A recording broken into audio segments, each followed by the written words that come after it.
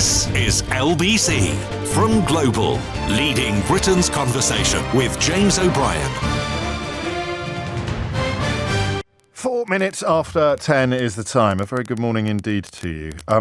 I've been reading a book. I spent some time on Friday with the author of a book called The Nazi Mind, 12 Warnings from History. The author, Laurence, Rees, is at this moment part of the delegation visiting Auschwitz. And it's haunting isn't quite the right word, but it is, when a book just reaches parts that other books cannot reach. It's an extraordinary treatise, and I'll play you quite a long interview with Laurence Rees at some point this morning as we mark Holocaust Memorial Day in whatever ways we can. Struck already, as I mentioned a moment ago, by the fact that I am pretty much the right age and early retirement beckoning, but not just yet.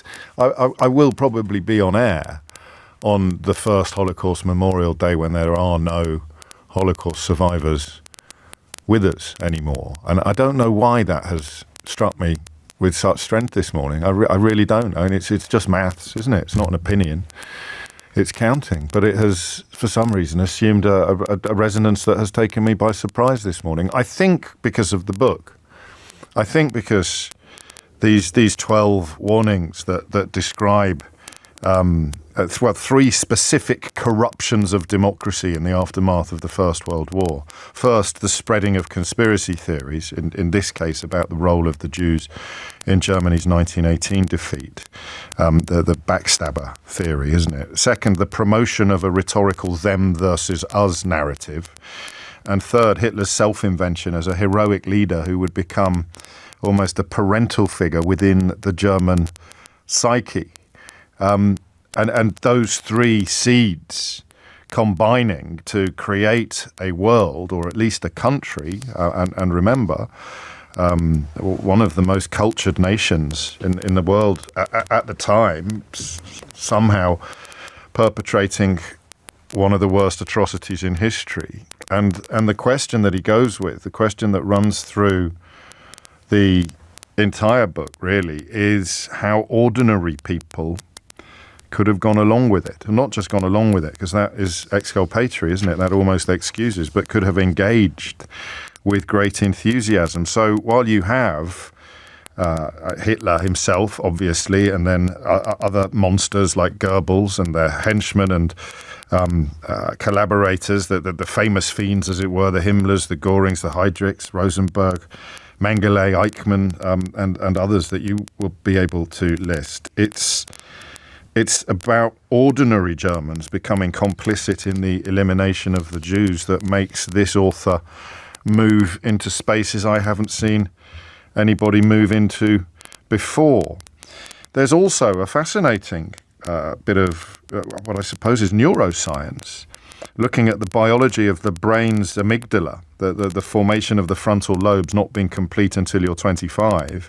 And so adolescents turn out to actually be the easiest people to mould into fanatics. I couldn't help hearing a little echo of that this morning when I saw on the front page of one newspaper that a third of, or half no less, of Gen Z in Britain wants to be ruled by a dictator, and that generationally would be the people aged between 13 and 27. It's not exactly copper-bottomed polling, I don't think, but it's certainly an arresting headline, and not irrelevant to the conversation that we have there. There's other stuff in the book that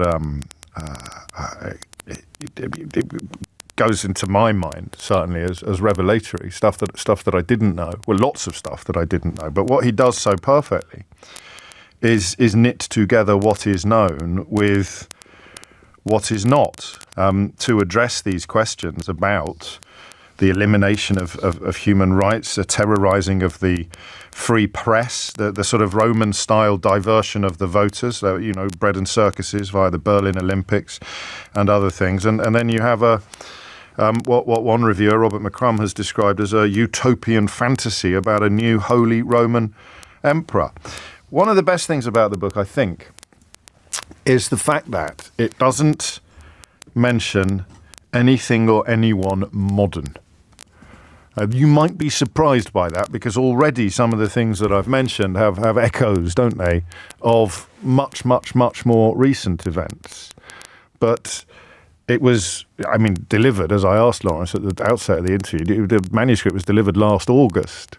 So it's not coincidental that it hums with incredibly urgent and modern relevance, but it is not part of the book's thesis. It would be a book about how holocausts happen, how the Holocaust happened, regardless of what had recently happened in the modern world. And because of that, I think it assumes an authority that it might have lacked if he had succumbed to a temptation to draw more obvious parallels. A few of you asking what it's called. It's called The Nazi Mind, 12 Warnings from History. And it's by Laurence with a U, Laurence Rees, R-E-E-S.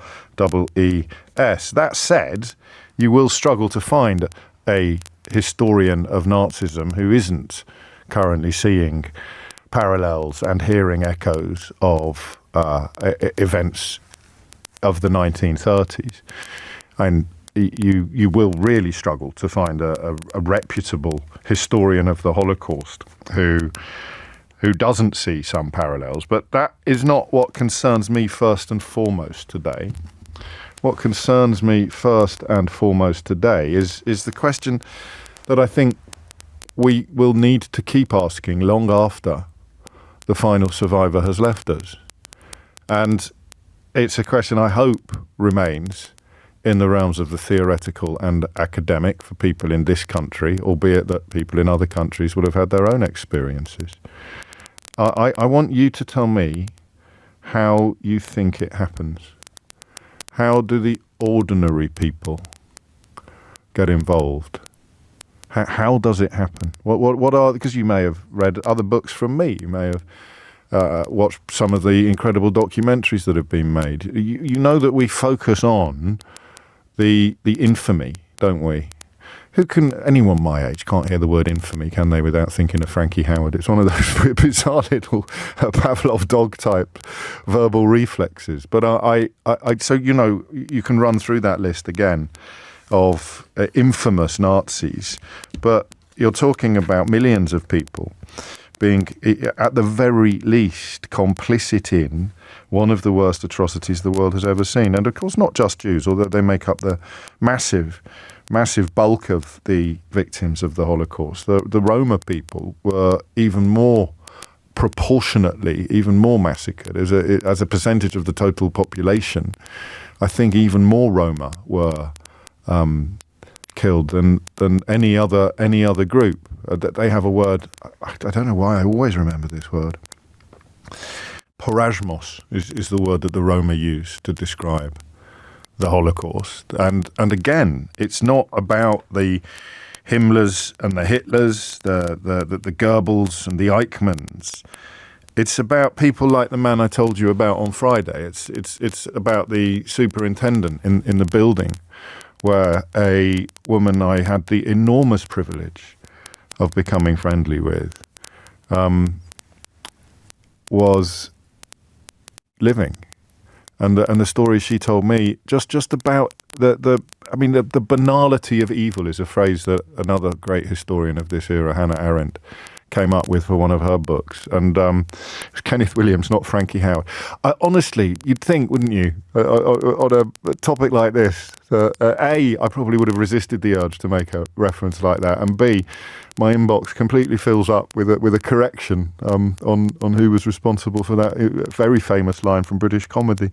The woman whose voice you're about to hear would appreciate that. She had a deep and abiding love of cinema, of Hollywood, and of films. The story, I don't know, I mentioned it to you on Friday, and I thought I'd dig it. Well, Eleanor has dug it out so that you can listen to it today. It's what, I don't want to say we, because you'd like to think, wouldn't you, that you would be very much on the right side of history if these devils were to be resurrected in your lifetime. But it is about what we do. How do normal people get caught up in utterly abnormal behavior? Have a listen to this. We had a Ukrainian caretaker where we lived, who, when the Russians first came, he became a militiaman, Ukrainian militiaman. When the Germans came, he became a German policeman by that, all right? Yes.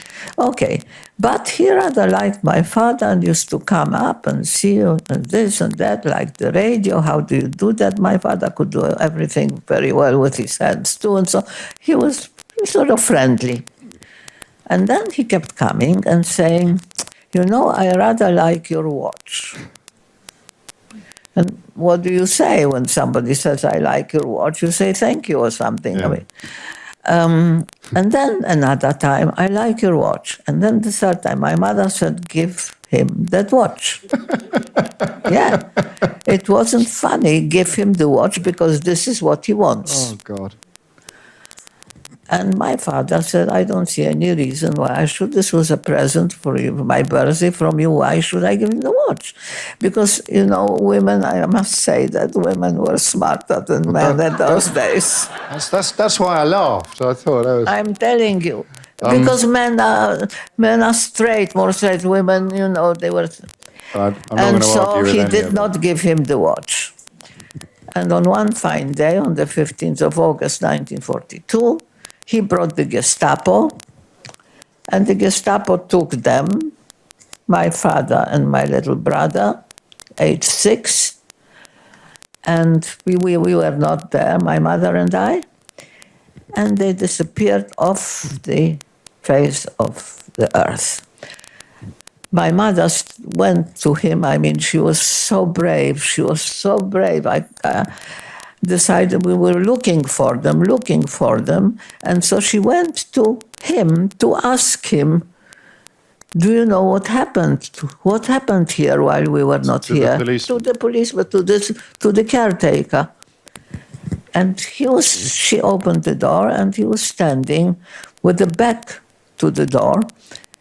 And he had dark hair like my father, and then about the same stature, wearing my father's silk shirt, his flannel trousers, the watch on his hand, and the radio is playing there. And it's a miracle that he didn't take her away also. Why do you think he didn't? I don't know. Maybe he was so shocked. I don't know. It was a shock to her. He turned around, and was that. I'd forgotten just how powerful that was. That was Lili Pohlmann, the late Lili Pohlmann, who dedicated the rest of her life to telling stories of what she described as extraordinary, ordinary people, as in the people who did good, people like the former colleague of her mother's who hid Lili and her mother in her attic in a sort of loft space for the duration of the war, and so spared them the Holocaust. I don't know how I'd forgotten that her little brother was taken away. And you see why that story haunts me. Because that's just the bloke in their block. That's not Adolf Hitler. That's not the person in the Nuremberg rallies. That's not the person, that's not Goebbels with his famous stories about propaganda. That man's never appeared in a history book. That man's story has never been told except by that extraordinary woman who very sadly we lost during lockdowns, periods of lockdown. It couldn't have been full lockdown because I managed to go to the funeral. But that story there, how many stories like that are there? How many millions of stories like that? When the Russians came, he became a Russian. When the Germans came, he became just a normal person who would not ordinarily have stepped out of his lane ever in his life, but who became an accessory to Holocaust. How does that happen? 0345 6060 973. How does that happen? How do people that you could be living next door to now end up handing you over to the people who would transport you to the gas chambers, the latter-day equivalent, whatever it would be? I don't know. I don't know. This book's brilliant, and it provides some answers. But what do you think happens to people like the man you just heard about? talked last week a lot about whether evil is innate, didn't we? Or whether or not it somehow flourishes in certain circumstances, whether or not there's something deep within us that can be triggered by external stimuli, that in the context of the Southport murders. But this is an even more sort of universal question, isn't it? Because you can't sit here and say, nobody I know would do this. There's another extraordinary piece of writing that really does haunt me, and bizarrely, in Robert McCrum's review of Laurence Rees's book in The Independent last week, he mentioned this piece from Harper's Magazine in 1941 by a brilliant American journalist called Dorothy Thompson. And she wrote an essay called Who Goes Nazi, in which she essentially goes round a room full of acquaintances and explains who would and would not go along with it in the event of Nazism arriving in America. And I mean, it is an absolutely magical, for want of a better word, piece of journalism that I'll share on my Blue Sky account a little later today, because you really should read it. It's just incredible how chilling it is. And what she cuts to the heart of, and what Lili cut to the heart of there, is the thing that I think we're most frightened of. The distraction from ordinary people that the monsters provide us with. The lists of monsters, the lists of crimes, the hideous vocabulary of violence that we hear a lot about on days like today, correctly. But what we don't remember is that the people in the camps, the people handing over informing on their neighbours, the people in Amsterdam who gave up the francs, they will be bus conductors and accountants. You know, these days there'll be IT professionals and radio presenters. It could be anybody. How does that bit happen? 0345 6060 973 is the number you need. It's 20 past 10. James O'Brien on LBC. 23 minutes after 10 is the time, and the number you need to answer the single most important question I'll ever ask you, I think, is the same as it always is.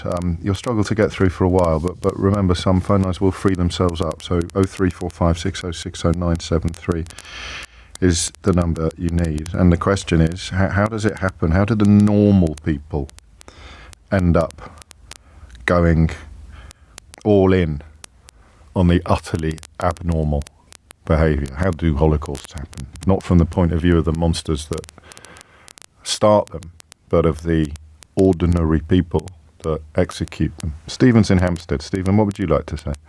Good morning, James. Hello. Well, I thought it might be helpful to you if I tell you the experience of my father and my mother. They both grew up and were born in Germany, lived in Germany, and they both came to England in 1939. My father was taken to Dachau after Kristallnacht in 1938 and managed, as was the case in those days, managed to leave the concentration camp by finding a place to come, and that was England. Yes. So it's their story and their experience, which I thought might be helpful. My father was a very wise man, and he peculiarly drew conclusions on the very question that you're asking today. Well, I'm very honoured that you're listening. What sort of conclusions did... Well, you just take your time. Tell the story however you want to tell it, Steve. Okay, well, briefly, my father and mother both grew up in a place called Breslau, which is now Wrocław, which is now part of Poland. My mother tells the story that she always thought of herself as German.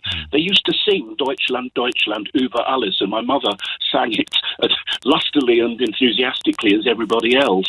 My father's two uncles both died in the First World War, and one is buried in France and one in Belgium, in German war cemeteries.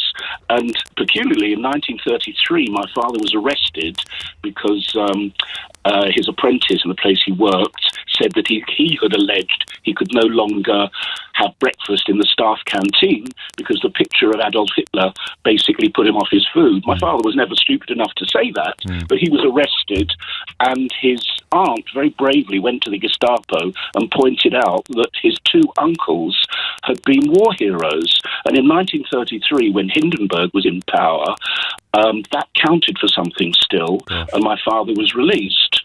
Now, unfortunately, I'll jump ahead. In 1938, he was taken to Dachau, and he was imprisoned there as a Jew, as were 30,000 others. He managed to escape Dachau because in those days, if you could show that you could leave the country, they let you out. It was gradual. Then so finally, the noose was tightening, wasn't it? But it wasn't. It was all gradual. Yeah. Okay. It was all gradual. Now, that's really.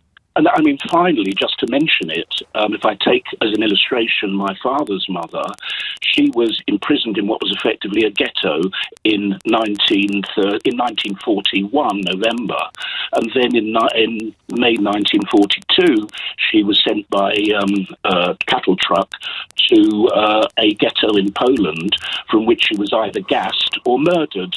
In those days, nothing could escape. That's the tightening of the noose. Yes. So, number one, it was gradual.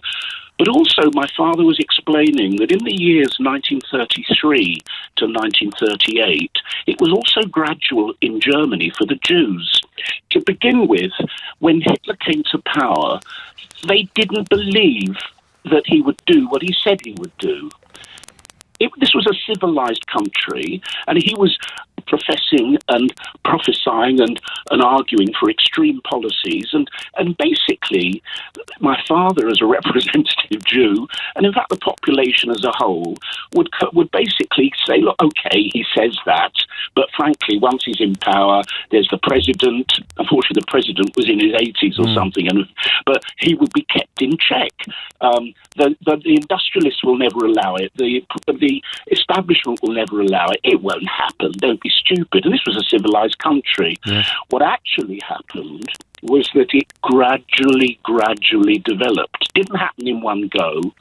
But what happened, as my father described it, was a normalization of extremism. The people who were supposed to protect them, the police, became the ones who were persecuting and beating them, and the Nazi police were the Gestapo, and the police stood by and then also assisted. And so you have a normalization of violence. You have a normalization of extremism, and it's a gradual process which happens over time. And basically laws begin to come in, and they didn't all come in one go in a rush. 1935, you had the Nuremberg laws, which deprived them of citizenship, but you had laws and basically a culture which progressively made it more normal to ostracize the Jews, to deprive them of their rights. They couldn't listen to the radio, they couldn't do this, they couldn't do that. It's gradual. There's this, what do they call it, a frog boiling in boiling water. It happens gradually. That's number one. And normalization. The fact that initially people didn't believe it. And hard to identify tipping points then, because of that incremental process. It's not as if your parents would have had a single moment where everything changed. They just lived through a period where everything did. Yes, that's right. And what they did have, there was one really crucial moment of realization. Yes. And that was when it culminated in 1938, 9th of November, in Kristallnacht, when the synagogues were burnt down, the mobs, the civilian mobs, egged on by the government and by the authorities, burnt down the synagogue, smashed the Jewish shops, and that was the moment of realization when they woke up. And in fact, some of the more far-sighted German Jews left already in 1933, but the real mass exodus was 1938, because that was the moment when they suddenly realized, it's happening. And it wasn't just change. A pogrom, it was a state-sponsored pogrom, effectively. Yes. And when it's a state-sponsored pogrom, all bets are off.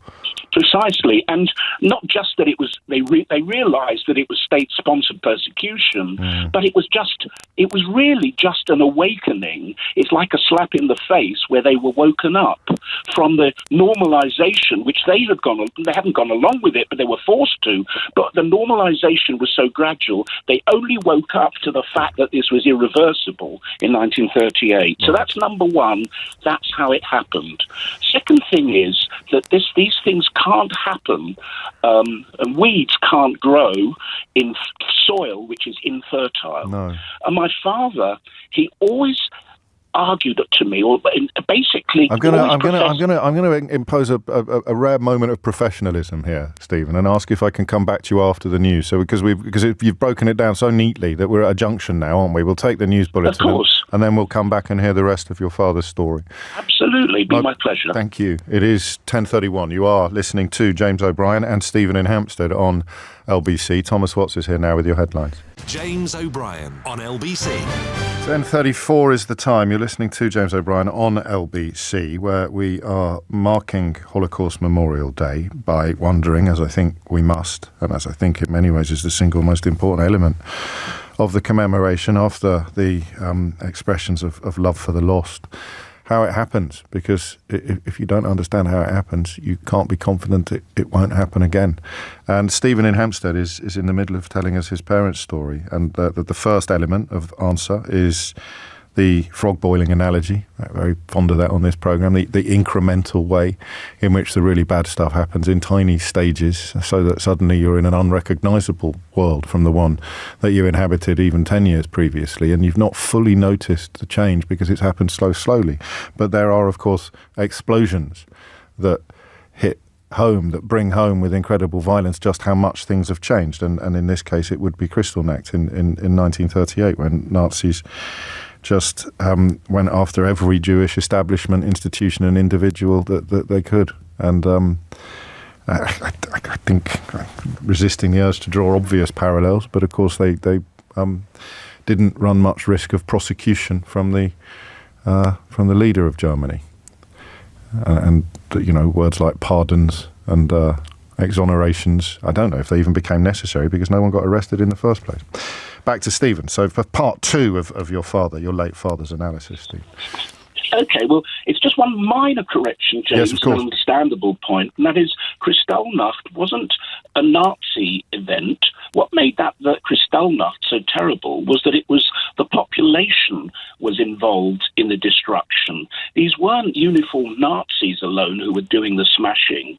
What happened was that they planted the seeds and encouraged the population to participate, yes. And it was general participation in this event. So that's one point, and it leads on to my second point. That's central to what we're talking about today. It is the order, because I think the Sturmab, I'm going to pronounce this incorrectly, but the Sturmabteilung, the sort of paramilitary wing of the Nazi Party, as you say, instigated it. But yes, the point is that so many people just joined in.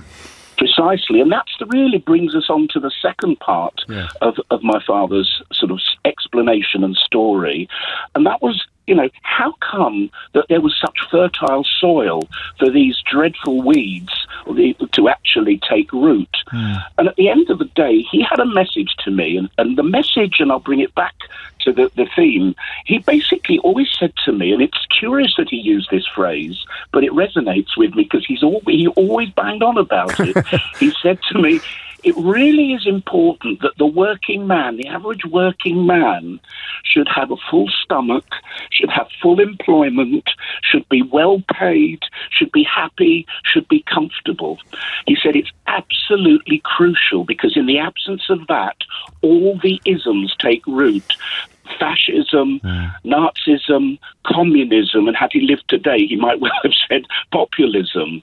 And he didn't define the phrase the working man. What he was talking about was the mass of the German population who had suffered not from COVID, but from the economic deprivations at various times that we have, but rather from the inflation in 1923, from the terrible depression in 29-30, where so many people lost their jobs.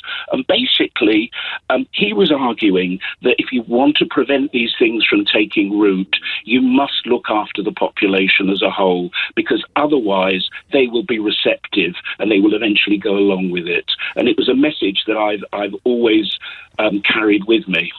Gosh. Did we ever distinguish between those who would get carried away with it and those who would not? I always think of that picture, that famous picture of the one man in the crowd who's refusing to do the Nazi salute. Well, there were obviously exceptions, and I would be the last person to allege that the entire German population went along with it. Absolutely not. And my parents encountered kindness from Germans. There were those who had, a strong upbringing, a strong moral ethos. They were somehow resistant to it. But what he was talking about was a generality of the population in terms of a mass, which would end up filling the stadium in Nuremberg, screaming Sieg Heil. You cannot imagine the terror when you're in a minority and everybody around you is saluting. And of course, there were two things happening, because Hitler in the years 1933 to 38 was very successful as an economic manipulator. He built the autobahns, he spent money on infrastructure, he spent money on arms, which trickled down to the population as a whole. And at the end of that period, the population as a whole were feeling very much better. It was accompanied by gestures which made them feel better, because it reversed the wrongs of the past, things like the occupation of the Rhineland, and then subsequently the first move was basically rearming, in contravention of Versailles, rearming the German military, and then eventually moving into Austria by mutual agreement. And they were certainly not victims. They were very much going along with all of this. So making Germany great again, in a sense. Precisely, and that was precisely what his motto was. And so you've got really three things, I should say. Yes. You've got gradual normalization, the fact that the population initially didn't expect, believed, saw it as rhetoric. You had a soil which was receptive, and where effectively the population was receptive to it because they hadn't been well enough looked after by the previous Weimar Republic regimes. And basically, you then have a dictator who, in the first 5 years, didn't get so carried away with his own rhetoric. And actually, the Jews weren't at that point being gassed in their millions. There's a misunderstanding. Yes. Happened in 41 and early 42. That's when it really took root. In the years 33 to 38, his emphasis was building up Germany and making it great again. So who wouldn't want that? It's wonderful. Germany, who had been reduced to its knees by the First World War and had been punished as they saw it by the Treaty of Versailles, it was great again. So, who wouldn't go along with it? The whole mass of the population did, except for those who were strong enough and had long enough memories and had a strong enough moral compass to realize what was going on. But so many of them, like the pastor Niemöller, yes. The argument that all it takes is for good men to say nothing. And by the end of it, there were very few people saying anything. And you can understand why. Final question, Stephen. Did your, and I think I know the answer to this, your father didn't see it as an aberration then? He didn't see it as something from history that could never happen again? Quite the opposite, in fact. Yes, my mother always kept her suitcases metaphorically packed. My father was more of an optimist. But when I was born, and it was by caesarean section, apparently my mother was sort of somewhat delirious as she came out of it. And she was basically, I was born just a few years after the war. Apparently she was screaming out, "Where shall I go? Where shall I go? Where can she be safe?" And apparently the surgeon who delivered me by caesarean section advised her to go to New Zealand. So you'll be safe there. Gosh. We honour their memory, Stephen. So do I. Thank you. Thank you. 10:42 is the time. A lot of you inevitably picking up on very modern parallels with much of what Stephen explained, but many of you also joining me in congratulating him and thanking him for such clarity and such extraordinary insight. The question remains, how does it happen? How do the ordinary people go along with it? Because you can talk about the soil as Stephen did, but the seeds, what are the things that sprout in that soil? The soil can be fertile, but how many of us are currently confident we would never have gone along, we would never have informed on our neighbours, we would never have thrown bricks through the windows of the Jewish grocers on Kristallnacht, we would never have done any of this, we would never have stayed silent while they were carted away. Of course, if you didn't, you'd get shot by 40-41. I'm going to go to the next break a little early and then come back to Merle, who's called from Dusseldorf It's 10:43. James O'Brien on LBC. 10:46 is the time. That incremental creep of true evil is chilling, isn't it? Because it doesn't start, as Stephen reminded us, with the gas chambers. It starts with the slow othering. And possibly the first people to be persecuted would be people that you might have thought deserved to be persecuted. They tried it on quite a few people.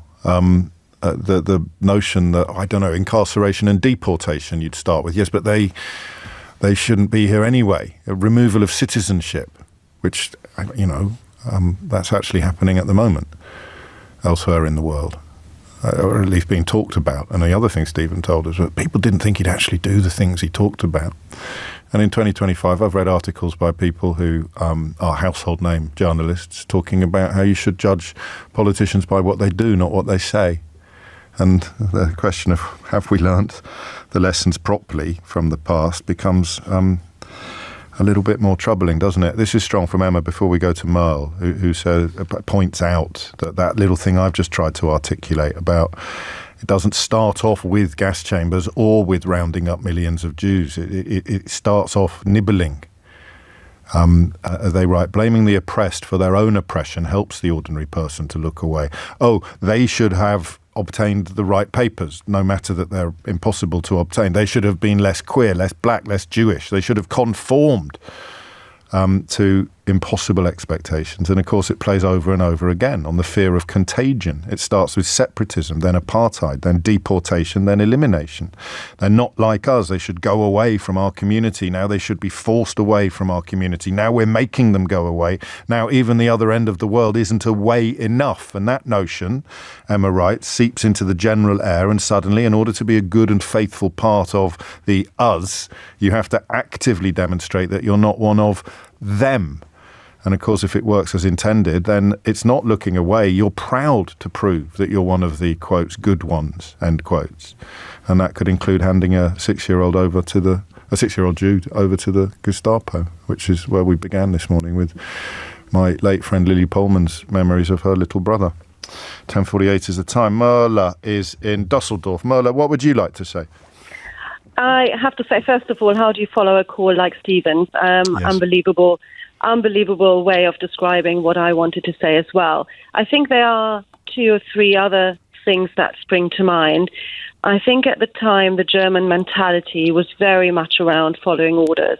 Authority was very, very important for Germans. I think that's changed. I think due to our education system where you're constantly being asked to question authority actually actively, yes. Partly because of our history. I think it's changed, and I think it's changing even more. But nevertheless, at the time, I think German mentality was very much around following orders and doing what authority demanded. My grandmother herself, not German, my family is not German by background, but my grandmother was from Slovenia. She herself had to report to the police once a week. Her entire family had to. They were tolerated because my great-grandfather acted as an interpreter to the German police. Right. But she was very, very outspoken. Nevertheless, when I questioned her why she didn't really question, why neighbors would disappear, etc., she said exactly the same as Stephen said.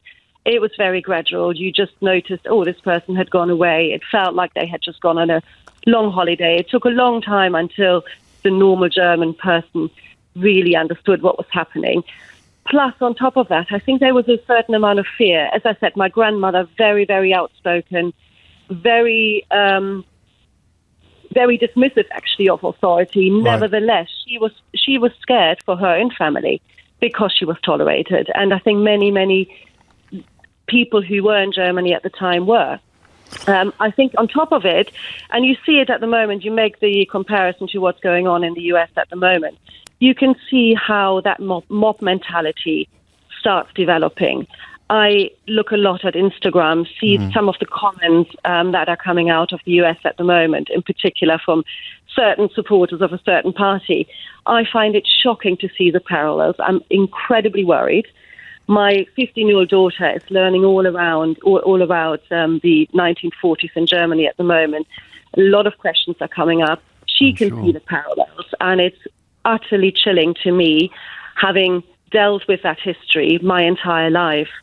And of course, Elon Musk was addressing the AfD, the far-right party that is sort of widely regarded as Nazi-adjacent or Nazi-sympathetic. Elon Musk was telling them to get over the sins of the past at the end of last week in a live address in the middle of their national conference by a foreign elite.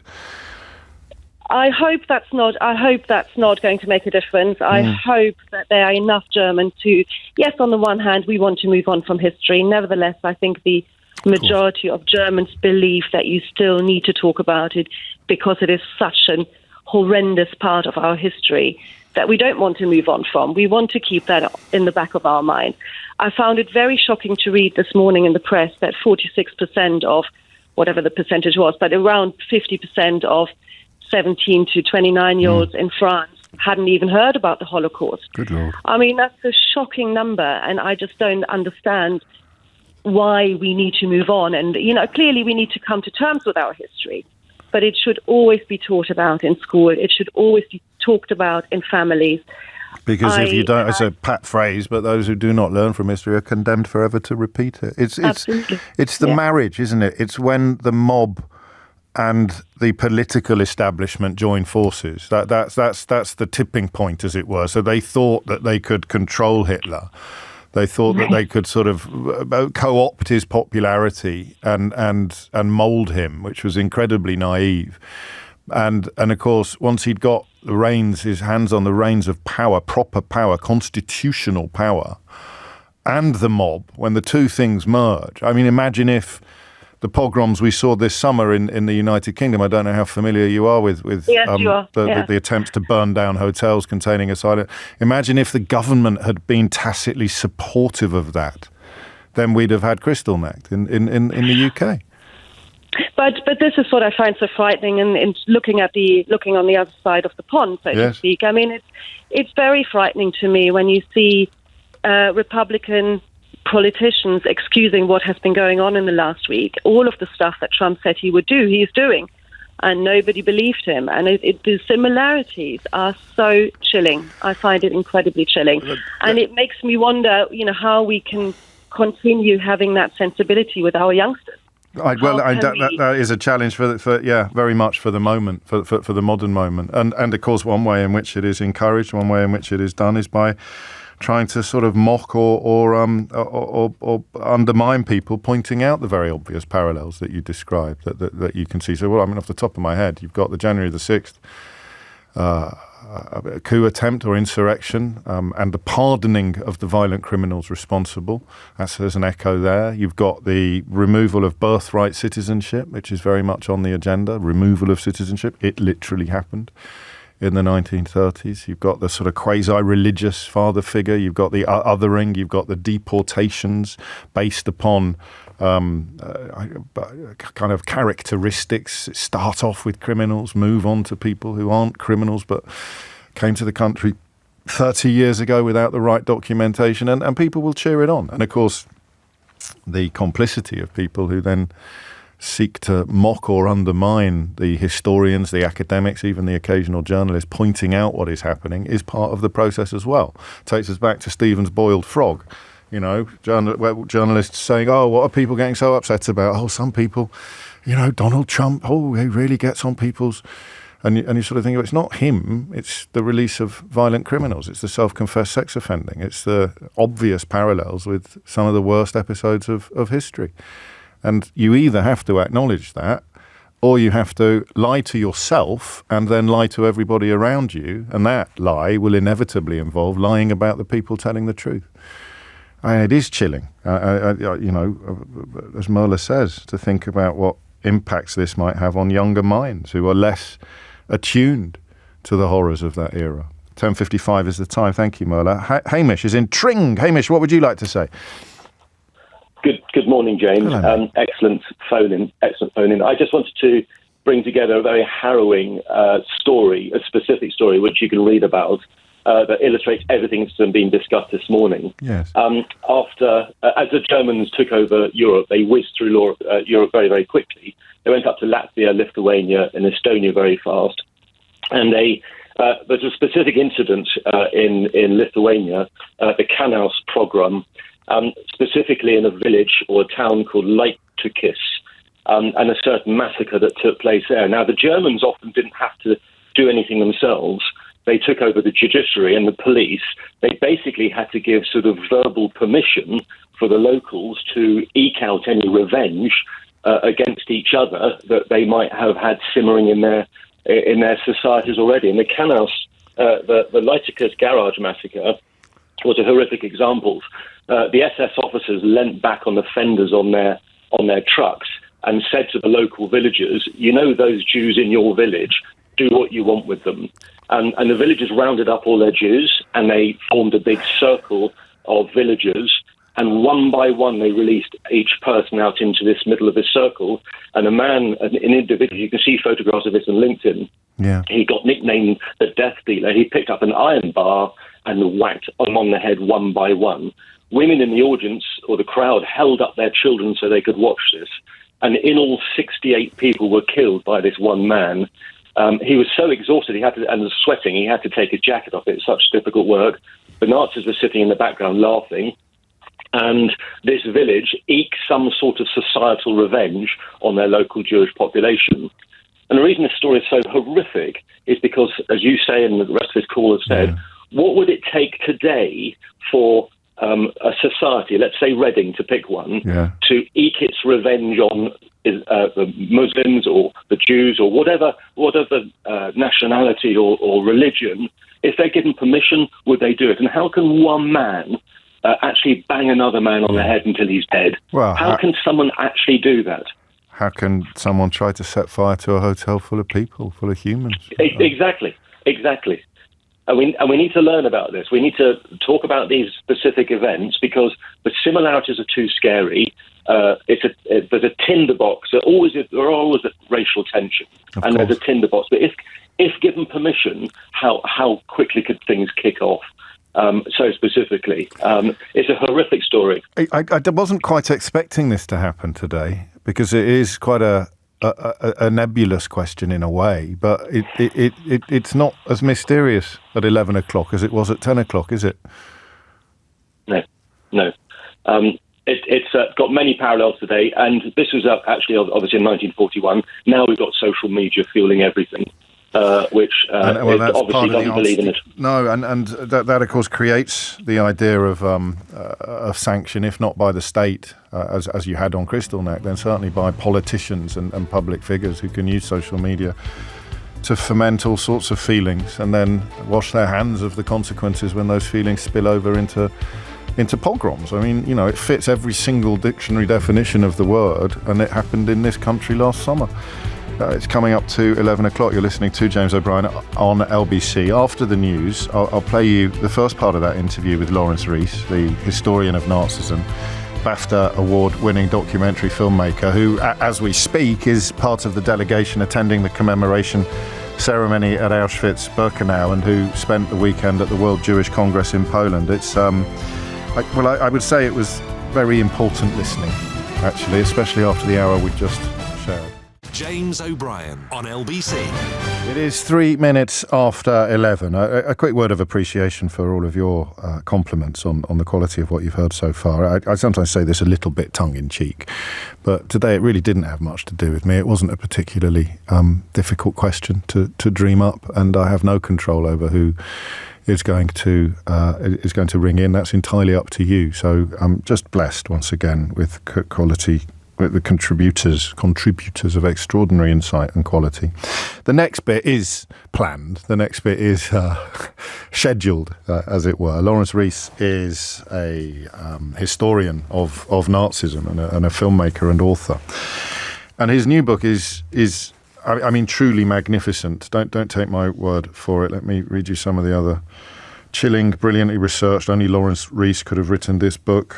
Paul Phillips, who's joint president of the Holocaust Educational Trust, says this book is brilliant, impeccable history combined with psychology.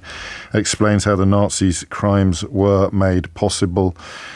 Frederick Taylor, of course, who wrote 1939, A People's History. The Nazi mind is not just an unsparing, detailed reminder of the horrors of the past based on decades of exhaustive research, but unmistakably a challenge to us to check our own, no longer so complacent 21st century consciences and act accordingly. I began by observing to Laurence that despite recent events in modern politics, when the book was conceived, and indeed when the manuscript was delivered, he wouldn't have known where we were likely to be in January of 2025 when the book actually reached the shelves. It struck me, Laurence, that you would have delivered this manuscript last year. Yeah. And a curious mixture of dread and serendipity that events have made it so pertinent. So the Nazi mind, 12 warnings from history. Yeah. I mean, have any of them actually come to pass yet? Well, you're absolutely right. I finished it last August. I mean, I completely finished it last August, but I actually handed it in a year ago. And I deliberately don't make any contemporary parallels, because what I wanted to do was to see, telling the story of the Nazis, to see what one could take from it as a kind of a template to say, okay, if you live in a particular society, if you know a great deal about a particular society, how many of these do you think apply? And so I did that for two reasons. Two reasons I didn't go on about Trump or Erdogan or any of these guys in the democracies that many people think are under threat. That was the first reason, was because who am I qualified any more than anyone else to make that judgment? But also it was because I thought I can't predict what's going to happen in the future and where it's going to be valuable. And certainly if you'd asked me as a layman, not knowing and know more about American politics than anyone who kind of reads the newspapers, I thought it was inconceivable that Trump was going to get re-elected. So when somebody said to me, "Oh, prescient, yes." How take the win. Take the win. Just nod sagely.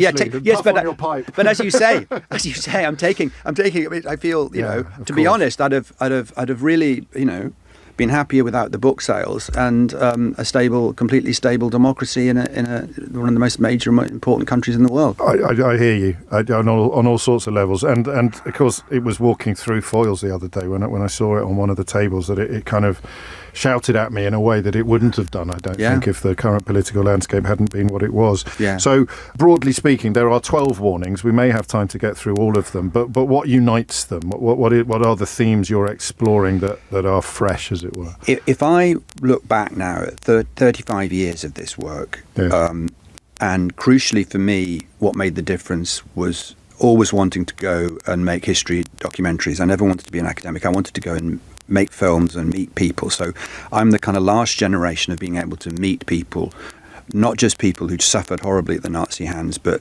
perpetrators as well. And if I look back through all of those hundreds of interviews and meetings, the overarching theme to me that it's left me in a position of is thinking not only is everything fragile, but things are a lot more fragile than most people think. That actually our bodies are more fragile than we think, the institutions around us are more fragile than we think. The overarching idea is everything is more fragile than we think, and actually we walk along, most of us, with levels of complacency that you can scarcely imagine. So you take completely for granted the rule of law, you take completely granted freedom of expression, you take for granted the fact that people can be arrested for saying racist things or whatever. You take all that completely for granted. And actually, when you look at that history and that society, I mean, one statistic, 1928, the Nazis got 2.6% of the vote. They were a joke party. 5 years later, Hitler's head of the biggest party and Chancellor of Germany. He was dismissed by a load of people as an absolute fringe joke. So when people go around now saying, "Oh, don't even," they're so at the fringes, it's not a problem. Just remember that one statistic. And you're looking at the psychology, I think, as well, of the people that did it.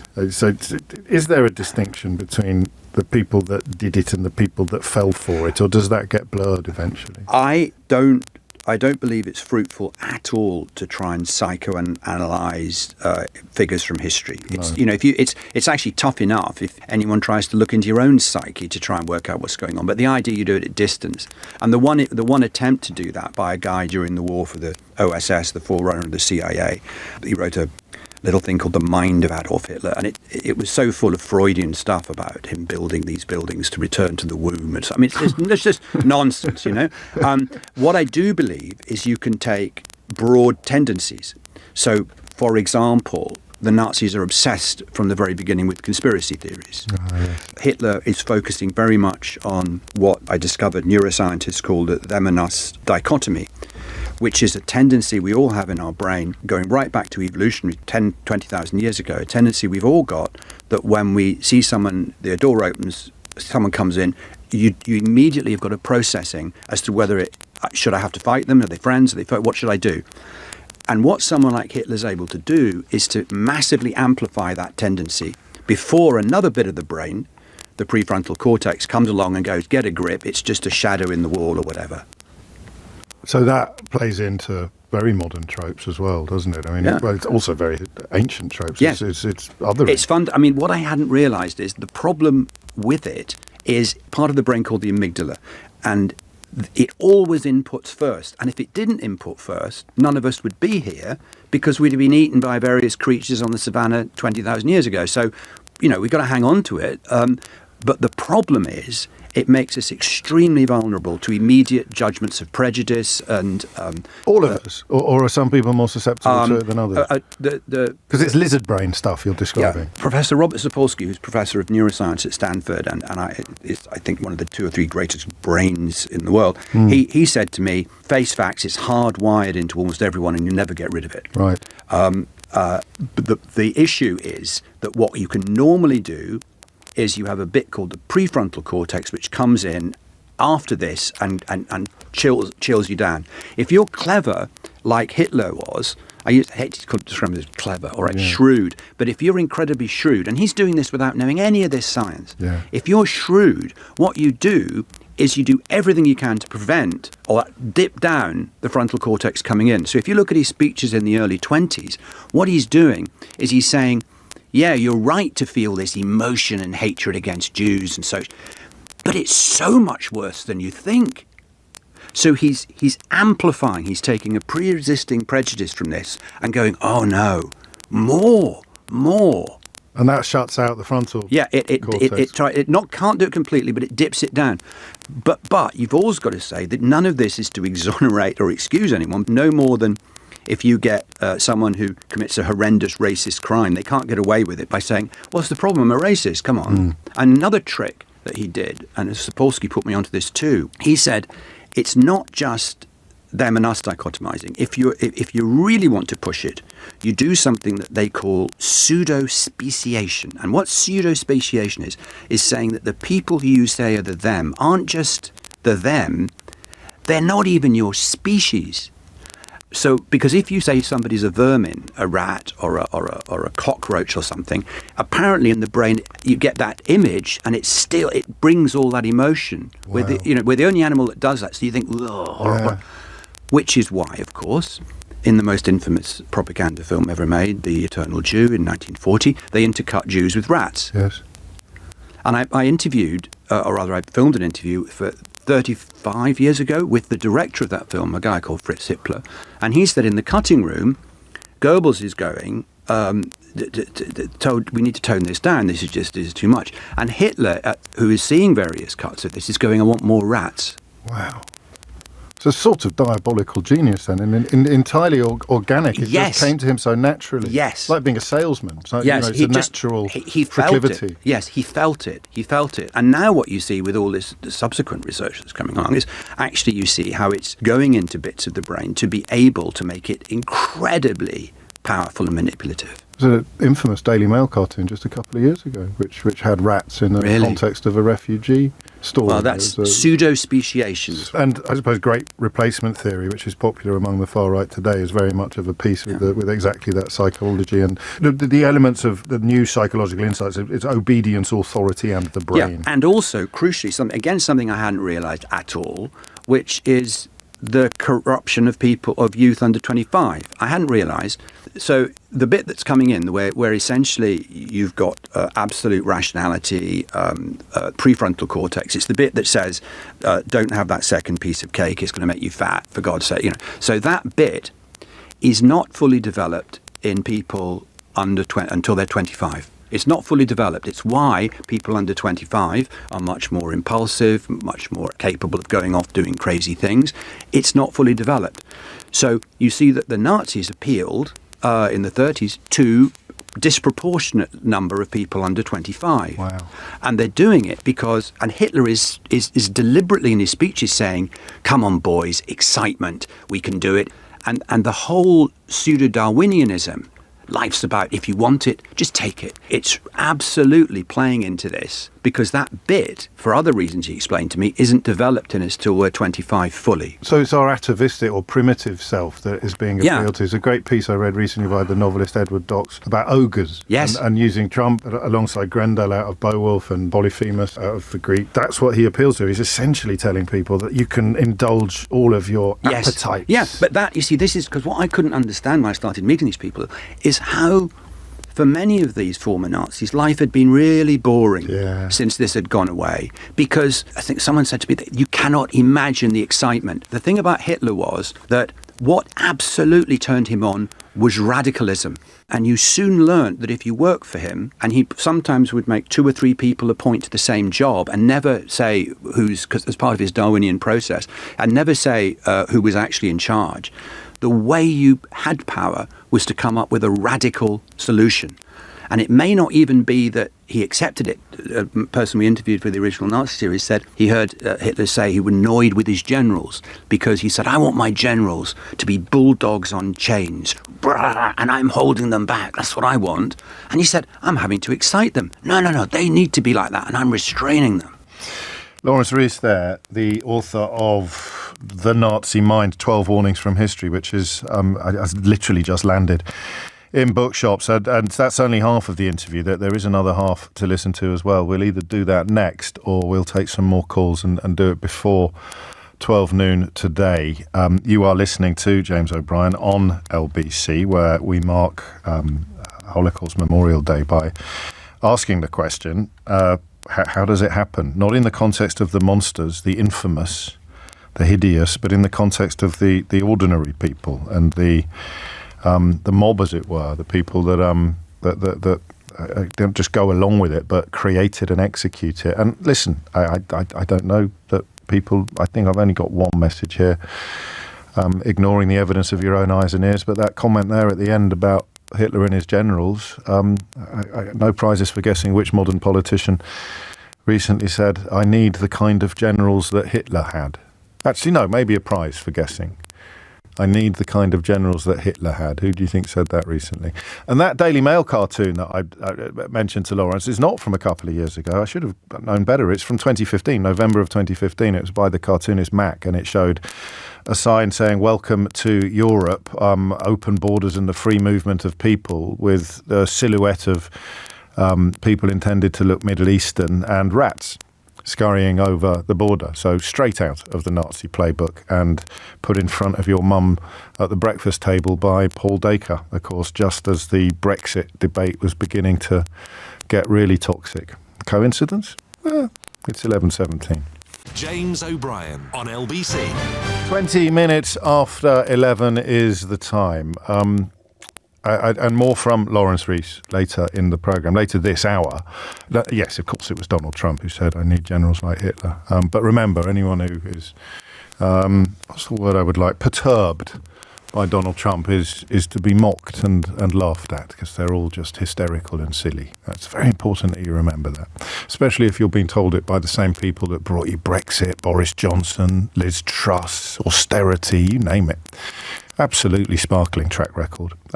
Let's go back to Hampstead, actually. We began there with Stephen, and Jackie is there now. Jackie, what would you like to say? Good morning, James. What I'm about to tell you about my past, I had absolutely no knowledge. I found out much later in my life that I was born in Vienna, Austria, just 2 weeks before 1942. I was then found in a orphanage by the Gestapo. At 9 months old, I was taken to a camp called Theresienstadt, or Theresien, as some people call it. And I stayed there for 2 years, 8 months, not knowing anything about it whatsoever. As a baby, Jackie? As a baby, as a 9-month-old baby. And I was. Then we were flown over here by the RAF. But they knew you were Jewish, did they? Yes. So that's why you were incarcerated. This was a Jewish orphanage in Vienna. Gosh. I see. So your biological parents had taken you, or you'd ended up in the Jewish orphanage, and that was enough for the incarceration, and then the liberation in 1945. Yes, and both my parents, Elsa Spiegel, and my father was Adolf Kornfein, who met each other in Vienna in March of 1941, and I subsequently was the situation. And like I say, there was a film that they made recently. It's going to be shown the next week. I think it's called The Windermere Children, and I was one of them. What are your earliest memories, Jackie? My earliest memories were really life for me started when I got to the UK. I was put in a little place being looked after by 2 Germans with 4 other children in a place called Bulldogs Bank, headed by Anna Freud, Sigmund Freud's daughter, and we were being looked after to be made, dare I say, normal, learn English, and subsequently grew up. And it was only until I went to school when I was about 9, the little boy came up to me and said, "I don't know if you know, but you're adopted." And then I got 2 more messages, one when I was about 15 from my adopted grandmother telling me I was Austrian, and then the last one when we had to get married, I found out that it was an awful full truth. My parents were loving adopted parents, but were very reluctant to tell my past. So that's my life story. Because they wanted to protect you from it, you think? I think protect themselves and to protect me. They were very worried, insecure about the possibility I might just pack my bags and go home, sort of thing. I suppose. And how do you think it affected you? I mean, the adoption issue is very generational, isn't it? A lot of people of your age, there was more stigma attached to it then than there is now. But no, I didn't feel any stigma at all. Good. I was very pleased that these 2 people, I assumed were my parents until I was told otherwise. And how? I mean, it's hard to even begin to answer the next question. I don't know if you know, I'm adopted as well. I have exactly the same approach as you, and gratitude. But I never didn't know, Jackie. So there was never a moment of revelation for me. But when you discovered your biological history. Yes. What effect do you think that had on you? Oh, traumatic. No kidding. Go on. Yes, it was very traumatic. But my wife has helped me, and we've been married this September 63 years. And I've got 2 wonderful daughters, 3 beautiful grandchildren, and I've become a great grandpa now. So, gosh, yeah. And you and the people who survived are fewer and further between than ever before, aren't they? That's the nature of. I'm going this afternoon to the major commemoration of the Holocaust, and if anybody's interested, they only have to Google my name, Jackie Young, and they can hear the whole story about my past. Well, I encourage people to do that, and I'm grateful to you for sharing some of it with us today. Thank you for listening. All right, anytime you need someone to listen, then I'll be here, I promise. So will my listeners. Thank you, Jackie. From Jackie to Jack in Newark. Jack, what made you pick up the phone? Emotion, more than anything else. And good morning, and I hope you're well. It must be a difficult program for you as well. Yes. All right. The reason why I call you, I'm a Dutchman. I've been living in England for quite a long time, and I'm also Jewish, and lost a very large percentage of my family. Certain things I think are very, very important to realize. for instance, history-wise, the war in Holland didn't last 5 years. The war in Holland lasted 4.5 days. And after 4.5 days, everybody went back to work, including policemen, including train drivers, including the people who drove the trams. And those were the people who picked up my family. God. And everybody, well, it was under German supervision, of course. Yes. But people were afraid of their own families and not having a job. And things changed over a prolonged period of time, as already mentioned before. It went like this, James. A bench in the park, suddenly it was for Joden verboden, forbidden for Jews. And Jewish people went, what's a bench? Who cares? We go and sit on another bench. It's fine, no problem. The next thing, it's like, theaters, not allowed for Jews. Right. So what? We go to a cinema. There's theater, schmeater. Doesn't make the slightest bit of difference. We go to a cinema instead. Then it was the cinema. And of course, for every racist and for anti-Semitic feelings that were already there, suddenly you can say anything and everything and get away with it. Because the newspapers, and there's certain similarities right now, I dare say, the newspapers were not protesting against the Germans because it wasn't allowed. So the only newspapers they could read with independent news were the ones that were forbidden. And if you got caught with those, you were sent to a concentration camp. It's also a similarity, we're facilitating at the moment racists. And because we are so liberal and wonderful and free, we're not seeing the darkness of the horizon. And that's what scares the living daylights out of me, James. Is also why I listen to LBC a lot and get very frustrated. I'm sure. It's the tolerance of intolerance, isn't it? It's a conundrum as old as time, but that's why you referenced liberalism and freedom. Did you always know this story? Did you? Yes. But for me, my mother survived the concentration camps. God. That's the reason. And there wasn't a single day that it wasn't discussed at all.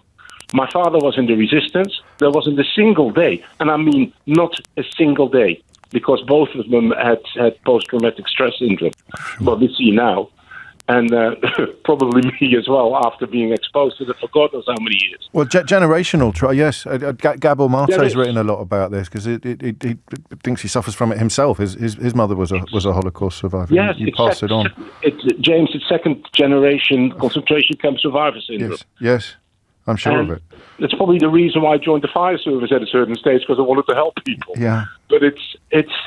And your mother was, I think 5,000 returned from 107,000. I think you told Eleanor. That's right, 5,200. Sorry, I left that 5,200. Out of 107,000 who were given the grand tour. Yeah, and that included a large part of my family. It's just incredible, and it was accepted. And something else then, because a lot of people sat on their hands and didn't do anything. And I don't only mean in Holland, everywhere. Well, yeah. I mean, England. Say again. And in England and in America. I think that history has been very kind to Nazi sympathisers in England and America. The accepted narrative is almost close to there not being any, whereas in fact there was a lot of support, particularly, up to and including the aristocracy and members of the royal family, let alone the owners of the Daily Mail, and in America, of course, it's not that the history books have been rewritten, but it is the uncomfortable stuff tends to get ignored. How did you end up here? How did you end up in Newark? Work originally, okay, and then you get a mortgage, and then tell me about it. and then they got you forever. I needed that history lesson because I've been to the Anne Frank Museum in Amsterdam. I shall never forget that experience, just that sense as long as I live. But the speed of occupation. The Netherlands supposed to be neutral. Well, they were neutral, but they didn't stop the Nazis from arriving and just taking over. And I'd never thought before about it, right, we're in charge now, and the big change was the persecution, the slow turning up of the hatred of people who you had been previously living next door to. You get that from Anne Frank's diary, don't you? Yeah, well, and there's one thing which I think I need mentioning, because there will be people who are related to this group of people. Yes. There was, for 2 days or 2.5 days, a national strike in Holland. Right. That was the February strike of 1941, which was organized, funnily enough, by the Communist Party. So here again, you see the extreme left was organizing, and there was a lot of support. But of course, the Germans came down very harsh on anybody who sort of participated or was noisy about it. But for 2 days or 2.5 days, especially Amsterdam stood up against the Germans. And then couldn't. And then couldn't. I'm so glad you were listening today. It's a perspective I've not heard before. It really is. And yet, the Frank family is synonymous with persecution and Holocaust, and yet the proper understanding of what was going on around them and what was going on in the Netherlands is, you're absolutely right, is not widely appreciated or understood. Jack, thank you. It's 11:32, an extraordinary programme today, and Jack was quite right at the beginning. I am reeling a bit from what I'm being told. I'm processing it just in the same way that you are. And we'll hear more after the news headlines from Laurence Rees, the author of an extraordinary new book, an incredibly pertinent, an urgent new book, despite categorically, as he explained in the last excerpt that you heard, not making any explicit points about modernity. It's more about humanity, and of course humanity is constant. The Nazi Mind, 12 Warnings from History. More from the author of that book after the headlines with Thomas Watts. James O'Brien on LBC. It is 11:36. You're listening to James O'Brien on LBC. Brennan asks, could I just highlight the fact that homosexuals were in those camps too, something that may also be rendered more relevant by recent events across the pond. Of course you can. I can't remember whether I've mentioned it or not. I know that I mentioned the Roma, and of course disabled people were targeted, perhaps inevitably. Similarly, journalists, trade unionists. It was by no means confined to Jews, Jewish people. And that word that I've always heard, parasmos, which is what Romani people called the Holocaust. I'll tell you the translation of that shortly, but first I want to go back to this interview with Laurence Rees. We move next on to another of the sort of key elements, another of the warnings from history that the Nazis perhaps provide. It's the role that forms of religion and faith play in the process. Faith is another warning. Yes. There's another big thing on how hard it is, which is not entirely irrelevant to my work, to reason people out of a position that they've not been reasoned into. Exactly. This is, again, something that I was amazed to learn, that, again, Hitler's aware of. He says in 1927, faith, not cognition. And he allies that to the second thing, which he said in a little-known speech in the year before, where he says the only stable emotion is hate. The only stable emotion we can play with here is hate, which goes right back to the them and us dichotomy. So he's also saying faith. He said, what makes people go into religious wars? It's blind faith.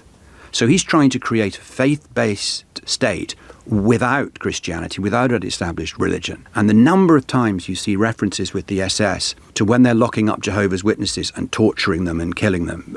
Rudolf Höss, the commandant of Auschwitz, writes about this. They're told by Himmler and senior SS people, look at that faith. The faith they have in Jehovah is exactly the faith we need in Adolf Hitler. What other warnings are the most urgent of the 12? I think that the notion that, well, something that's very, very topical now, of course, is I didn't realise any of this would happen, what I call the connivance of the elite, which is the fact that, bloody hell, despite... That's on the button. Which is that despite the fact Hitler's gaining popularity in the early 30s, he can't possibly get made Chancellor unless Hindenburg and the elite around him agree, especially President Hindenburg. And what happens is that they try and organise their own right-wing authoritarian government, but it doesn't have popular support, so they've got a real problem. So they come up with what they think is a brilliant wheeze, which is, we'll co-opt him. He's stupid. Hitler's stupid. Someone memorably said, we've hired him. In the cabinet, we have lots of people around him who are much more sane right-wingers. And what we'll do now is we just get him in and his supporters But actually, now as the aristocratic and political elite, we're in control. And it turned out to be one of the greatest misjudgments in modern history. When you turn your attention to the Jewish question, what is the end? So it's a means to something, but the statistics are striking. Only 1% of the population was Jewish in this era in Germany. So there's no less than 1%. Less than 1%. There's no earthly way they could be responsible for any of the things. But we know that already. We know that already. Yeah, of course. We know that, but that's not what they thought. No, I know. But what purpose did it serve for the people to believe this? So the kind of... Because I've read somewhere that it could have been any minority would have served. No, I didn't think so. What was unique? What purpose was served here? It's huge. The trouble is, it's a huge. People write theses on that. Of course. The leaving aside the whole background of Christian-based anti-Semitism, which is enormous. There's a bit in the St. John Gospel about Jesus saying the Jews are children of the devil. I mean, that's not doing a lot of good for Christian-Jewish relations. But what happens in the 19th century as Germany is unified, the Jews are seen as symbols of modernization, get many more rights given them back in the 19th century, and they're seen as creatures of the city. They're seen as people who are anti the forest. The Nazis are very big on forests and kind of green issues. The Jews are the Ashfelt culture, Goebbels called them. So there's always this small group called a Völkisch group in the 19th century who sees the Jews as this kind of dreadful, modernistic, grasping entity. But it's a minority. And if you'd been asked in 1900 to predict which country in Europe is going to do this, almost certainly you would have predicted Russia, because that's where the pogroms are going on. Yes. Whereas many of them are fleeing to Germany, these Jews who are victims of this. So you would never have, I don't think you would have predicted it. What happens then is this caesura in the 20th century, which is the First World War. And many Germans go into that optimistic about what's going to happen, and it's a catastrophe for them. And what they do, obviously, in that situation, many of them, is somebody must be to blame for this. And there begins to be this idea of what's called a stab in the back theory, which is that socialist politicians and the Nazis, will say later on Jews, have plotted behind the lines. And you only need a tiny number, because this is the secret elite pulling the strings, They've plotted behind the lines to destroy our soldiers on the front line. So don't worry. It's not your fault we lost this war.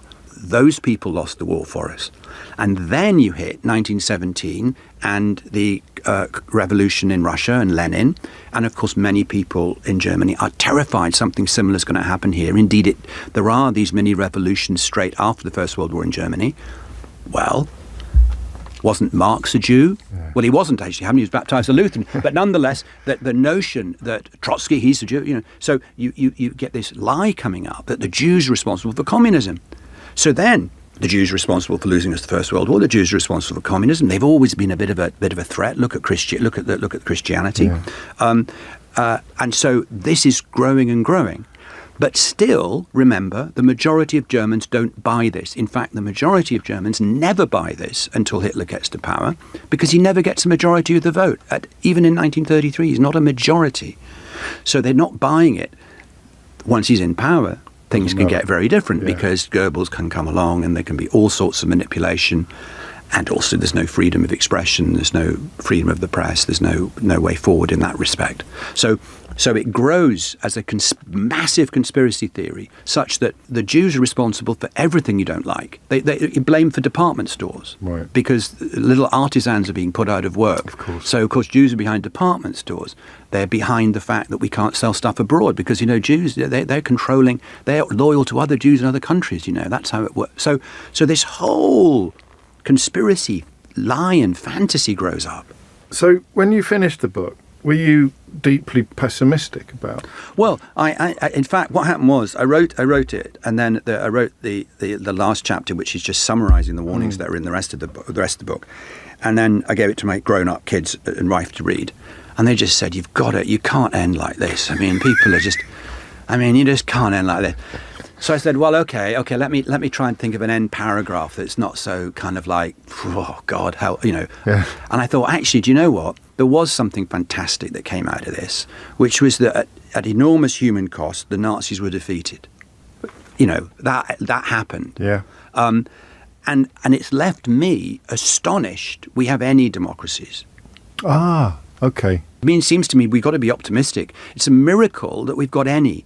Because when you see these forces at work, mind you, I looked at the Economist Intelligence Unit's report, which says that less than 10% of people live in democracies in the world that are considered free. But nonetheless, I think it's incredible we've got any of this, frankly, because if you're rich and powerful, why would you want it? Why would you want a society that has any form of democracy? Well, again, that couldn't be more timely, could it, really, that question? And what you collate in the book is signs to look out for in present-day leaders without actually mentioning it, because you don't need to. People... Yeah, I hope so. I hope that's right. Clever enough to make connections themselves. Yeah, and in each country, because everybody sees it. When I talk to somebody, it's being published, I don't know, in Hungary or whatever, they see it there.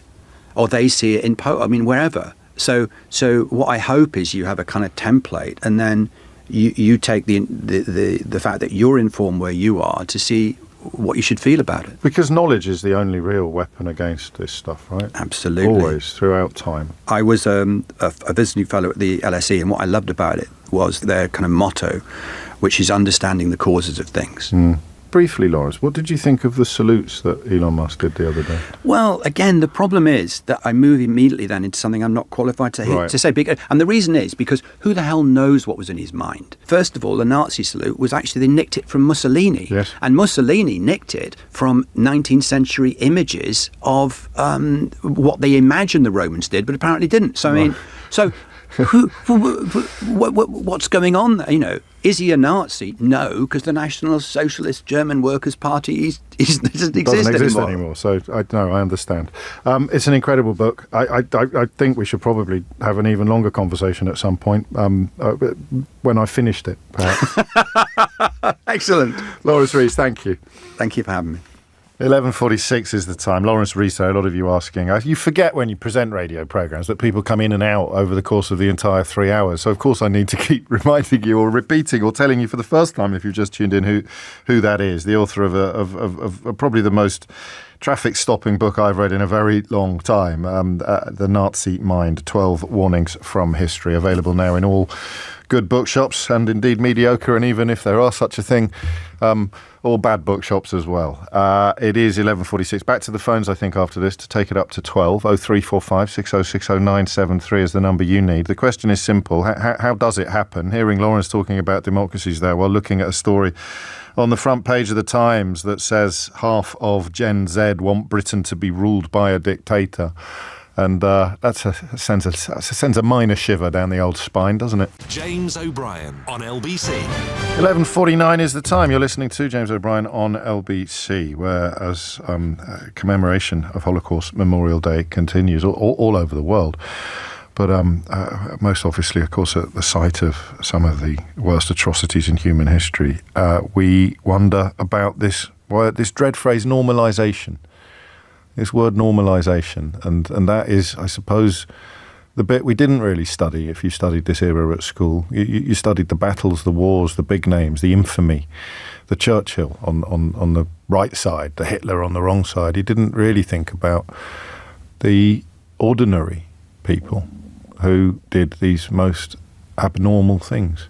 And the longer the conversation goes on, oddly, and you'll have to take my word for it if you've just tuned in, oddly, the less surprising it becomes. Peter is in Oxford. Peter, what would you like to say?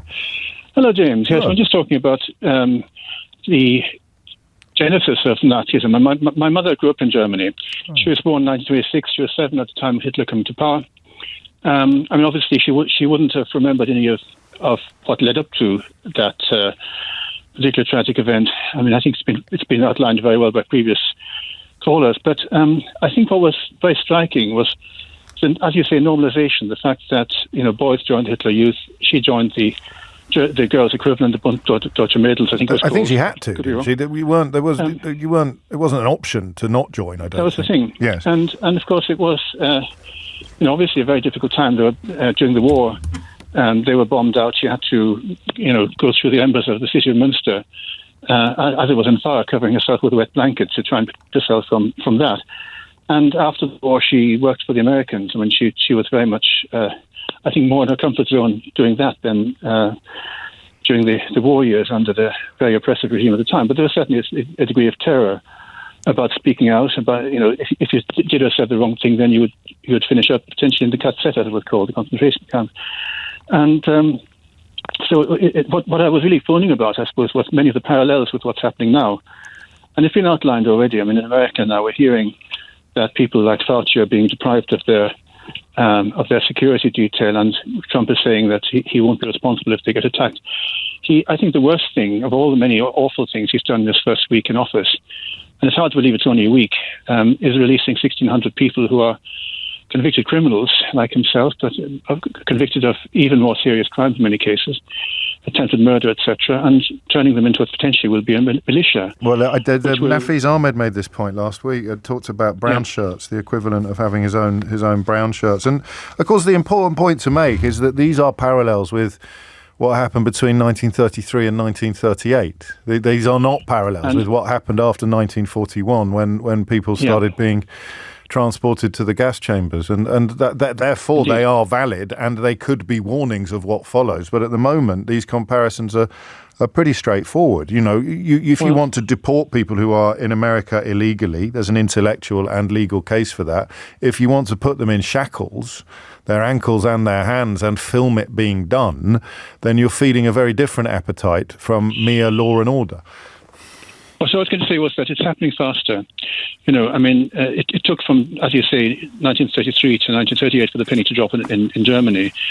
You know, anybody who's watching what's going on in America now must be really alarmed, because, you know, opponents of the regime have. Well, they're not. Lots of people are loving it. I know, but those who are watching it with some degree of cognition, I think, will be aware this is a serious matter. And the most important thing is this is now the top nation, to coin a phrase. In Germany during the 1930s was one of, I suppose, three major powers in the Western world. You had obviously America and the British Empire. America is now absolutely unchallenged. And if Trump says, I'm going to invade Greenland, there's no one to stand up and say, this is in breach of international law. This is the really frightening aspect of it, in my opinion. Well, it's the norms, isn't it? It's the things that actually might seem a bit tiresome or dry, but they protect us all from chaos or from the whims of the demagogue or the dictator. And, you know, again, a lesson from the 30s is that you can come to power on a form of democratic mandate, but it doesn't mean that everything you subsequently do is excused or justified in advance. Peter, thank you. A strange one here from Ellis. Funny how you're dedicating a whole show to the plight of the Jews under the Nazis during the Second World War, but deep down you're a Palestinian sympathiser and detest the air that the Jewish people breathe.